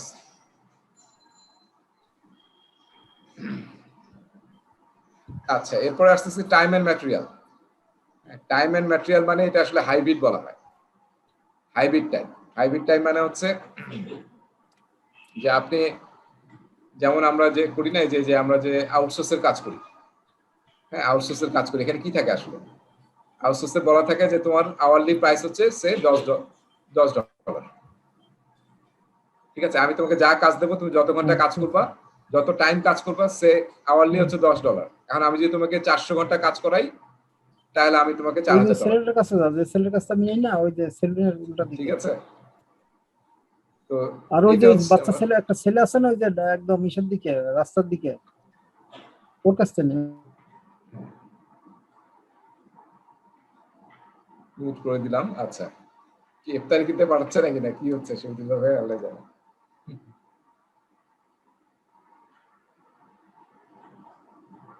সবাই শুনতে পাচ্ছি? $4000 ছিল, হ্যাঁ। 400 ঘন্টায় $4000। হ্যাঁ, তার মানে এখানে ম্যাটেরিয়ালের কস্টটা কেন হাইব্রিড বলা হচ্ছে, এখানে ম্যাটেরিয়ালের বা সার্ভিসের কস্টটা ফিক্স $10, আর টাইমটা ফিক্স না। তো টাইমের সাথে সাথে চেঞ্জ হচ্ছে। 30 ঘন্টা কাজ করলে $300, 300 ঘন্টা কাজ করলে $30,000। সো এখানে আমরা ফিক্স প্রাইসও করতেছি, আবার কিছুটা কি কস্ট রিএম্বার্সেবল করতেছি। সো এই জন্য এটাকে বলা হয় হাইব্রিড, ঠিক আছে? সো এই 3 ধরনের টাইপ আমরা ইউজ করতে পারি যখন আমরা কন্ট্যাক্ট করি ভেন্ডরের সাথে। এখন দেখেন, এই যে এখানে আমি একটু বলবো, একটু আগে যেটা আমি বললাম যে আমি কোন সাইডের প্রজেক্ট ম্যানেজার, খুব ইম্পর্টেন্ট। এখন আমি যদি আপনাদেরকে বলি যে এই 3টার মধ্যে আমি যদি বায়ার সাইডের প্রজেক্ট ম্যানেজার হই, কোনটা আমার জন্য সেফ? কোন কন্ট্রাক্টটা সেফ? দুই নাম্বারটা ফিক্সড প্রাইস। নজরুল আবার 2 নম্বর বললো। 2 নম্বর কেন? প্রথমটা ফিক্সড প্রাইস। প্রাইস আগে ফিক্সড প্রাইস থেকে ভাই না, ফিক্সড প্রাইস তো ভাইয়া মানে there is a chance of profit and loss both. সেটা কিন্তু সেলার কস্ট রিইম্বার্স না, বোথ পার্সপেক্টিভে তো হইতে পারে, সেলার পার্সপেক্টিভেও হইতে পারে, বায়ার পার্সপেক্টিভেও হইতে পারে। কিন্তু কস্ট রিইম্বার্সেবল অ্যাকচুয়াল কস্টের উপর আমার প্রফিটটা আসলে না, রিএম্বার্সেবল অনেক টাফ। আপনি দেখা যাবে যখন এই কস্ট বাড়তে থাকবে, প্রোডাক্টের বা ম্যাটেরিয়ালের কস্ট বাড়তেছে, তখন কিন্তু আপনার পার্সেন্টেজও বেড়ে যাচ্ছে। হ্যাঁ, আপনার প্রোডাক্টস বেড়ে যাচ্ছে। ফিক্সড প্রাইসে কিন্তু প্রাইস কমলে আপনার লস নাই, আপনি তো প্রাইসটা ফিক্স করে ফেলছেন $1 লাখ বা $1 মিলিয়ন। ওটা আপনি বিভিন্ন মানে একদম নেগোশিয়েট করে সবকিছু ফাইনাল করে তো দেখছেন যে $1 million is okay for you. এখন যদি প্রাইস বেড়ে যায় তাহলে কিন্তু আপনার কোনো রিস্ক নাই, যেহেতু ফিক্সড প্রাইস। আর কস্ট কমার কারণে সে কিছু বেনিফিট পায়, কমে গেলে সে পাইলো, এটা তো আমার কোনো লস নাই, কারণ আমি তো এটা আসলে ডিলিজেন্টলি করছি। আমি তো এরকম না যে কোনো ফাঁকি রেখে করছি। না, কিন্তু আপনার অর্গানাইজেশনের end of the year financial বুকে তো আসলে আপনি না ওটা না, ফিনান্সিয়াল বুকে থাকবে আপনার $1 বিলিয়ন। এটা তো আসলে সে কত করছে তা আপনার জানারও দরকার নেই। ভেন্ডর কয় টাকা এটা দিছে এটা তো আপনার জানার দরকার নেই এখানে। আচ্ছা, এখানে প্রজেক্ট যদি অ্যাজাইল হয় আর মানে ইয়ে হয়, প্রেডিক্টিভ হয়, এখানে কি কোনো ডিফারেন্স হতে পারে যে অ্যাজাইলের জন্য কোনোটা সুবিধা আর প্রেডিক্টিভের জন্য অন্যটার সুবিধা এরকম কি হতে পারে? হ্যাঁ, প্রেডিক্টিভে তো আমরা দেখেন, প্রেডিক্টিভে কিন্তু আমরা জেনারেলি ইউজ করি ফিক্সড প্রাইস, কারণ কি রিকোয়ারমেন্টটা ফিক্স। প্রেডিক্টিভ সেখানে জায়গায় ফিক্সড প্রাইস ফিক্সড হয়ে গেল। হ্যাঁ ইউজ করি আমরা যেখানে আসলে, এটা আরেকটা অ্যাঙ্গেল আমরা কথা বলি একটু, সেটা হচ্ছে যে ফিক্সড প্রাইস আমরা সেই সমস্ত জায়গায় ইউজ করি যেখানে আমরা we are clear about our requirement, আমাদের স্কোপ অফ ওয়ার্ক আমরা ক্লিয়ারলি দেখতে পাচ্ছি। যে 5 তলা বাড়ি বানাবো, সবাই বানাইছে, আমরা জানি যে 5 তলা বাড়িতে কি লাগে না লাগে এবং কত টাকা লাগে। তো সেই সব জায়গায় যেখানে রিকোয়ারমেন্ট ইজ ফিক্স এবং আমরা খুবই স্পষ্ট জানি কি চাই আমরা, সেখানে নর্মালি আমরা ফিক্সড প্রাইস ইউজ করি। আর দেখেন এখানে যে কস্ট রিএমবার্সেবল বা টাইপ এন্ড ম্যাটেরিয়াল, এগুলো কি হবে, এই যে ওই ধরনের প্রজেক্ট হবে যেখানে অ্যাজাইল আমি জানি না আমার রিকোয়ারমেন্টে ফিক্স নাই, আমার মাঝে মার্কেট ডাইনামিক্স অনুযায়ী আমার চেঞ্জ হবে, তখন আসলে আমি এই ধরনের কস্টিং এ হতে যাব। ঠিক আছে। আর অ্যাজাইলের জন্য কিন্তু এই ধরনের কন্ট্রাক্টের চেয়ে আরো এডিশনাল কন্ট্রাক্ট টাইপ ইউজ হয় অ্যাজাইলে। সেটা আছে হচ্ছে অ্যাজাইল প্র্যাকটিস গাইডের, খুব ডিটেল আলোচনা নাই, মানে অ্যাজাইল প্রকিউরমেন্ট হচ্ছে আলাদা একটা টপিক, সেটা নিয়ে আসলে আমার মনে হয় যে পরীক্ষায় খুব মানে প্রশ্ন আসবে বলে মনে হয় না। অ্যাজাইল প্র্যাকটিস গাইডের 6 নম্বর চ্যাপ্টারে, যেটা আমি এখনো পড়তে সবাইকে রিকমেন্ড করি নাই, আমি বলছি যে 2, 3, 4, 5 করতে হবে, 6 নম্বর চ্যাপ্টার বলি নাই। 6 নম্বর চ্যাপ্টারে অ্যাজাইল প্রকিউরমেন্ট নিয়ে কিছু হাই লেভেল কথাবার্তা আছে, সেটা একটু ডিফারেন্ট টাইপ। আর অ্যাজাইল প্রকিউরমেন্ট একটা আলাদা বিষয়, কারণ আমরা বুঝতেছি অ্যাজাইল প্রকিউরমেন্ট কিন্তু নর্মালি ভাবে করা খুব টাফ। নর্মালি অ্যাজাইলে মাস্টার সার্ভিস এগ্রিমেন্ট করা হয়, জি জি, একটা মাস্টার সার্ভিস এগ্রিমেন্ট তৈরি করা হয়, তার এগেইনস্টে আসলে বা আমরা ইয়া করি, এটা আরেকটা টার্ম আছে এসওআর, ফ্রেম এগ্রিমেন্ট বললেন। হ্যাঁ, ফ্রেম এগ্রিমেন্ট করে রাখি বা এসওআর করে রাখি, এবং ওই অনুযায়ী আসলে এই যে এরকম টাইপ হয় আর কি, টাইম ম্যাটেরিয়াল যত বাড়তে থাকে তত আপনার কস্ট বাড়তে থাকে, এটা ব্যাপারে সবাই একই থাকে। আচ্ছা ভাইয়া, এখানে তো আমরা এই কস্ট প্রফিট এগুলো নিয়ে কথা বললাম, এখানে পেনাল্টি বলে কিছু নাই আমাদের কন্ট্রাক্টের মধ্যে? হ্যাঁ, সেটা পেনাল্টি ক্লোজ আলাদা থাকবে। মানে আর কন্ট্রাক্ট টাইপের মধ্যে এটা কোথায় কভার করবে? এখানে নাই, কন্ট্রাক্ট টাইপের মধ্যে একটা শুধু জায়গা আছে, সেটা আমরা একটু পরের স্লাইডে গেলে বলবো, সেটা একটু বলতেছি পরের স্লাইডে গেলে। এই যে ভাই, সেলার সাইডে পিএম হইলে এটা কি কস্ট রিইনফোর্সেবল বেটার না? দাম যতই বাড়ুক আমার কোনো লস নাই। হ্যাঁ, আমার বেটার আর কি, আমার জন্য ভালো সেলার সাইডের হলো, রিস্ক কম আমার জন্য। ঠিক আছে, কারণ আমি যত কস্ট হবে তত আমার লাভ, আসলে বাড়লে লাভ আর কমলে তো আসলে কিছু নেই, আমি তো ওই 10% পাবো আর কি, 10% বা যেটা আমাকে দিতে চাইছে। ঠিক আছে। আচ্ছা, এরপরে আসছে এখানে কন্ট্রাক্ট টাইপের আরো কিন্তু সাব ক্যাটাগরি আছে। আজকে আর কতক্ষণ চালাবেন? কি মানে খারাপ লাগতেছে? খারাপ লাগলে আমরা এই স্লাইডটা শেষ করে দিই এখানে। আচ্ছা আচ্ছা, ঠিক আছে, হ্যাঁ, এই স্লাইডটা শেষ করে দিই, তাহলে কন্ট্রাক্টের আলোচনা শেষ হবে। আচ্ছা, এখানে ফিক্সড প্রাইস কন্ট্রাক্টটাকে আরো 3 ভাগে ভাগ করা যায়, আমরা একটু খেয়াল করি। একটা হচ্ছে ফার্ম ফিক্সড প্রাইস, যেটা কোনোভাবেই চেঞ্জ হবে না, ফার্ম। ঠিক আছে, যে আমার প্রজেক্টের প্রাইস $1 মিলিয়ন, এটা ফিক্স। আচ্ছা, ফিক্সড প্রাইস ইনসেনটিভ ফি, তার মানে ফিক্স $1 মিলিয়ন আছে, এর সাথে যদি তুমি কোনো পারফরমেন্স ক্রাইটেরিয়া সেট করে দিই, যে তুমি ধরো শিডিউল পারফরমেন্স, 6 মাসের প্রজেক্ট তুমি যদি 5 মাসে দিতে পারো, তাহলে তোমাকে আমি একটা সার্টেন ইনসেন্টিভ দেব, সেটাকে বলা হয় ফিক্সড প্রাইস ইনসেন্টিভ ফি, এবং সেই পারফরমেন্স ক্রাইটেরিয়াগুলো বলা থাকবে, যদি সেটা মিট করে তাহলে আপনি তাকে সেই পার্সেন্টেজটা দিবেন। অনেক সময় আমরা এটা ইউজ করি কাজ করার জন্য, যেমন ইউএসএ তে কোন একটা ব্রিজ ভেঙে পড়ে গেছিল, সেটা ঠিক করার জন্য ওটা আসলে 6 মাসের আগে করা খুব মুশকিল, তো তখন আসলে ইনসেন্টিভ দেওয়া হয়েছিল যে কে যদি আরো মানে নতুন টেকনোলজি বা কোনো ইউজ করে আরো আগে করতে পারে। তো বোধহয় একজন 3 মাস বা 4 মাসে করছিল, যে করে মানে ভিউজ ইনসেন্টিভ পেয়েছিল, কারণ ওটা একটা ক্রুশিয়াল ব্রিজ ছিল আর কি, কানেক্টিং ব্রিজ দুটো শহরের মধ্যে। সো আপনি কিন্তু এটা ইউজ করলে কি হবে, মোটিভেশন হবে আপনার যাদেরকে দিয়ে কাজ করাচ্ছেন, এটা আমরা ইউজ করতে পারি। বাংলাদেশে এগুলো প্র্যাকটিস খুব কম দেখা যায়, এই ফিক্সড প্রাইসের মধ্যে আমরা থাকি, আর এখানে অনেক বেশি আরো কষাকষির চেষ্টা করি আর কি। এখানে একটা জিনিস মনে রাখতে হবে, যখন কন্ট্যাক্ট করবেন এটা একটু মনে রাখেন, মানে কন্ট্যাক্ট অবশ্যই ডিলিজেন্টলি করতে হবে, একটা হচ্ছে উইন উইন সিচুয়েশনে করতে হবে, এত বেশি চিপে মানে যাতে লেবু তিতা না করে ফেলি আমরা, হয় কি তখন আসলে ভেন্ডররা সেটা সাপ্লাই দিতে পারে না, দেখা যায় এটা এন্ড অফ দ্য ডে আপনার প্রজেক্ট ফেল করে, কারণ আপনি এত মানে ইয়া করছেন, চাপ দিচ্ছেন ভেন্ডরকে, তার কোনো প্রফিটই নাই, তার কোনো বেনিফিটই নাই। হ্যাঁ, এরকম একটা সিচুয়েশন হয়, তখন কিন্তু আসলে দেখা যায় যে এন্ড রেজাল্টটা ভালো হয় না। এই জন্য অলওয়েজ উইন উইন সিচুয়েশনে আপনি চাবেন নেগোশিয়েট করে যাতে কন্ট্রাক্টটা সাইন হয়, সবাই যাতে উইনার হয়। আচ্ছা, আরেকটা দেখেন 3 নম্বর ফিক্সড প্রাইস, আমরা ফিক্সড প্রাইসে কিন্তু আছি। Economic price adjustment. তার মানে যদি লম্বা ধরনের প্রজেক্ট হয়, যেটা গভর্নমেন্ট প্রজেক্ট আছে, 5 বছর 10 বছর 15 বছর প্রজেক্ট, যেখানে ডলারের ভ্যালু চেঞ্জ হচ্ছে, তারপরে ডিফ্লেশন হচ্ছে, তাই না, ইকোনমিক অনেক ফ্যাক্টর চেঞ্জ হয়ে যাচ্ছে, তো সেইগুলোকে অ্যাডজাস্ট করার জন্য, মানে আজকের $1 তো আর 5 বছর পরে $1 সমান না, সেগুলোকে অ্যাডজাস্ট করার জন্য আমরা ইকোনমিক প্রাইস অ্যাডজাস্টমেন্ট করার অপশন ওপেন রাখি এই ধরনের লম্বা প্রজেক্টে। সেটাকে বলা হচ্ছে fixed price with economic price adjustment. আচ্ছা, এরপর আসি কস্ট রিএম্বার্সেবল। এটাও 3 ভাগে ভাগ করা যায়। একটা হচ্ছে কস্ট প্লাস ফিক্সড ফি, তার মানে আমি তোমাকে $1 মিলিয়ন দেবো, তার সাথে আমি তোমাকে 100K দেবো ফিক্সড ফি, ঠিক আছে। আর কস্ট প্লাস ইনসেন্টিভ ফি মানে হচ্ছে যে তোমাকে তো আমি কস্ট রিএম্বার্স করবোই, তার সাথে তুমি যদি কিছু পারফরমেন্স ক্রাইটেরিয়া, এটার মতোই পারফরমেন্স ক্রাইটেরিয়া মিট করো, তাহলে আমি তোমাকে ইনসেন্টিভ দেবো। হ্যাঁ, সেটা নরমালি কি হবে, এটা আছে এটাও আছে, তার সাথে অন টপ অফ দিস হয়তো ইনসেন্টিভ পাবে সে। বা আমি 100K বসি, কিন্তু তার সাথে বলে দিচ্ছি যে 100K থেকে তুমি 150K পেতে পারবা যদি কিছু পারফরমেন্স ক্রাইটেরিয়া মিট করো। 100K তুমি পাবা, এর সাথে যদি কিছু পারফরমেন্স ক্রাইটেরিয়া মিট করো, তাহলে তোমাকে হাইয়েস্ট 150K তুমি পেতে পারো আমার কাছ থেকে। সো সেটা হচ্ছে কস্ট প্লাস ইনসেন্টিভ।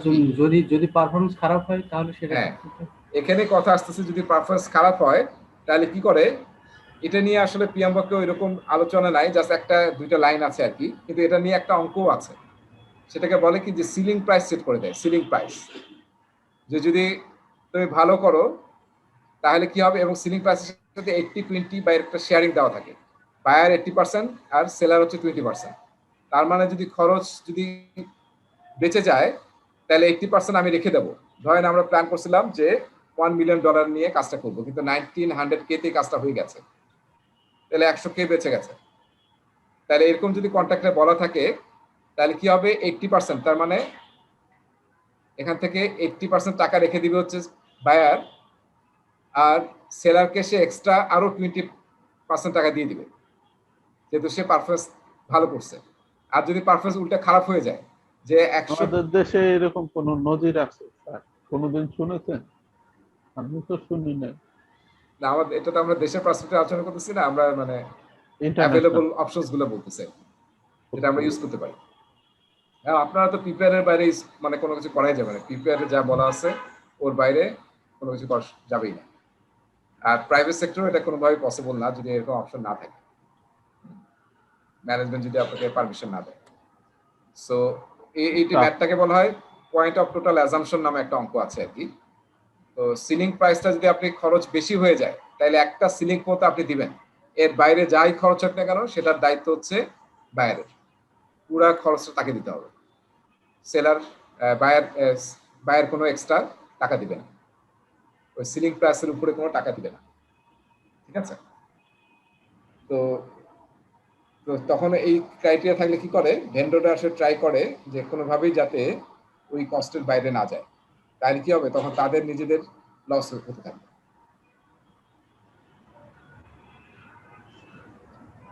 আচ্ছা, এরপরে লাস্ট হচ্ছে কস্ট প্লাস অ্যাওয়ার্ড ফি।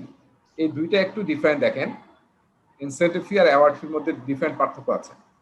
অ্যাওয়ার্ড ফি মানে হচ্ছে ইনসেন্টিভটা আমরা বলছিলাম যে সে কোনো পারফরমেন্স ক্রাইটেরিয়া মিট করলে কি পাবে, কিছু সার্টেন টাকা ইনসেন্টিভ পাবে। অ্যাওয়ার্ড ফিটা হচ্ছে, একটু মনে রাখেন, এটা সাবজেক্টিভ নট অবজেক্টিভ।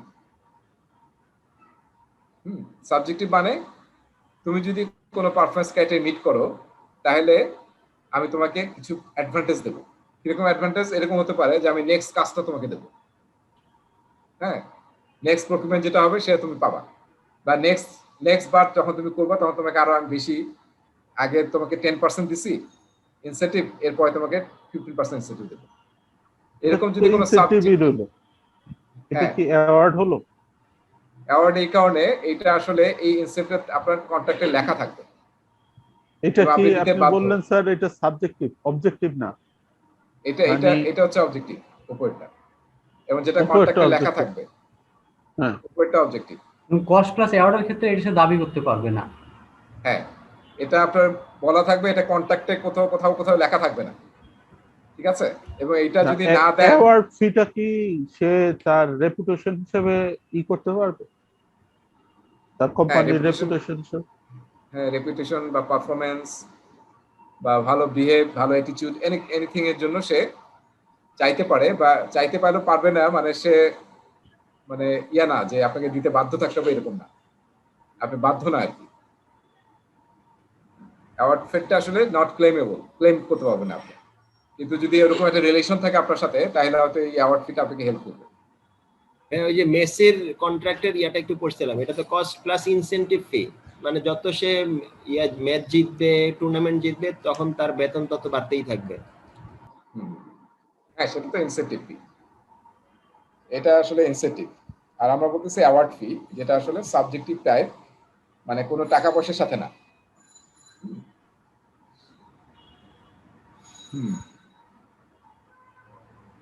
ঠিক আছে, তাহলে আমাদের এই হচ্ছে 3টা, আর এখানে আবার ছিল 3টা, আর টাইম এন্ড ম্যাটেরিয়াল কোনো সাবডিভিশন নাই আর কি। এই কয়েকটা কন্ট্রাক্টর থাকে, যে 2টা স্লাইড আমরা দেখলাম, এই 2টা স্লাইডের উপর কিন্তু পিএমবক অনেক ডিটেইল আছে, আমরা সেই ডিটেইলটা আলোচনা করলাম ক্লাসে, কিন্তু এখানে স্লাইডে অত বেশি নাই, এই 2টা স্লাইডের মধ্যে আছে। এই 2টা স্লাইড থেকে অবশ্যই মানে 1টা বা 2টা, ম্যাক্সিমাম 3টা প্রশ্ন আসতে পারে পরীক্ষায়। ঠিক আছে, তাহলে আজকে আমরা এখানে শেষ করি না, 5টা পার হয়ে গেল। নেক্সট ক্লাস তো স্যাটারডেতে হবে না ভাইয়া? Next Saturday. হ্যাঁ, তাহলে নেক্সট স্যাটারডে আমরা আবার নেই ক্লাস 3:30টায়। জি, ঠিক আছে। ঠিক আছে, ওকে ভাই, আসসালামু আলাইকুম। তাহলে আজকে ক্লাস এখানে শেষ। আমি আছি, কোনো প্রশ্ন থাকলে আমরা ডিসকাস করতে পারি। মুসা ভাই, আমরা কি বুধবার দিন বসবো?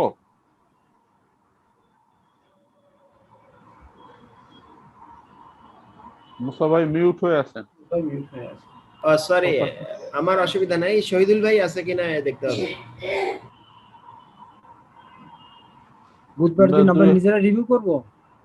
আমরা 2-1 ভাই যদি বসি, লেসন 1টা শেষ করি। আচ্ছা, আমি আছি ইনশাআল্লাহ, শুধুমাত্র ওই হোয়াটসঅ্যাপ গ্রুপে দিলেই হবে। তাহলে লেসন 1টা শেষ করি। আমরা কি এইটা জুমের এই আইডিটা ইউজ করতে পারবো? এই যে নতুন একটা আইডি করে নিয়ে দিলেই হয়। তার তো আছেন এখানে। না, এটা আমরা পারবো না মনে হয় ইউজ করতে। রেজা ভাই ওটা ইউজ করা মুশকিল, কারণ আমি থাকবো কি থাকবো না তার উপর ডিপেন্ড করতেছে। না, এটা পারা যাবে না। এটা আমরা মনে হয় মিটে করতে পারেন, বা তাই না, মিট লিংকটা গুগল মিটে একটা লিংক পাঠিয়ে দিলেই হবে। হ্যাঁ, ওটাতে কোনো রেস্ট্রিকশন নাই আর কি। এটা একটা পাওয়া যায় না, এই যে একটা আমরা জুমে আমরা আরেকটা মিটিং আইডি পাসওয়ার্ড দিয়ে দিলেই হয়। আচ্ছা ভাই, তাহলে মুসা ভাই কি একটু ইনিশিয়েটিভ নেবেন? আচ্ছা, ঠিক আছে, ডান, ইনশাআল্লাহ। আর আমরা কি নিয়ে ডিসকাস করব তাহলে? লেসন 1। জি, লেসন 1 এক্সক্লুসিভলি লেসন 1। মুসা ভাই, নেক্সট ওয়েডনেসডেতে আমরা লেসন 2 নিয়ে আলাপ করব। জি, শহীদুল ভাই বলেন। লেসন 2 না লেসন 1? এইটাতে লেসন 1, এর পরের সপ্তাহে লেসন 2। আমরা যেহেতু ফ্রিকোয়েন্টলি এরকম আলাপ করতে চাচ্ছি এবং টিল সিটিং ফর এক্সাম, তাহলে আমরা বেটার হলো একটা আমরা জুম আইডি খুলে নিই। জি জি, আমি জুমের একটা নতুন আইডি খুলে আপনাদেরকে আমি জানাই দিব। ঠিক আছে, ভালো ভালো। আচ্ছা ভাই, আসি, আল্লাহ হাফেজ ভাই, আসসালামু আলাইকুম। ওয়ালাইকুম আসসালাম। ওয়ালাইকুম আসসালাম। আসসালামু আলাইকুম। লেসন 1 না, লেসন 1। লেসন 1। আচ্ছা, ঠিক আছে, আমি পারলে জয়েন করব, আমি পারলে একটু জয়েন করব। আচ্ছা, ওকে স্যার, থ্যাংক ইউ। ওকে ভাই, জি। আপনারা যত প্রশ্ন আছে সেগুলো সব কালেক্ট করবেন, প্রশ্নগুলো ডিসকাস করবেন ক্লাসে, একটা টপিক ধরে।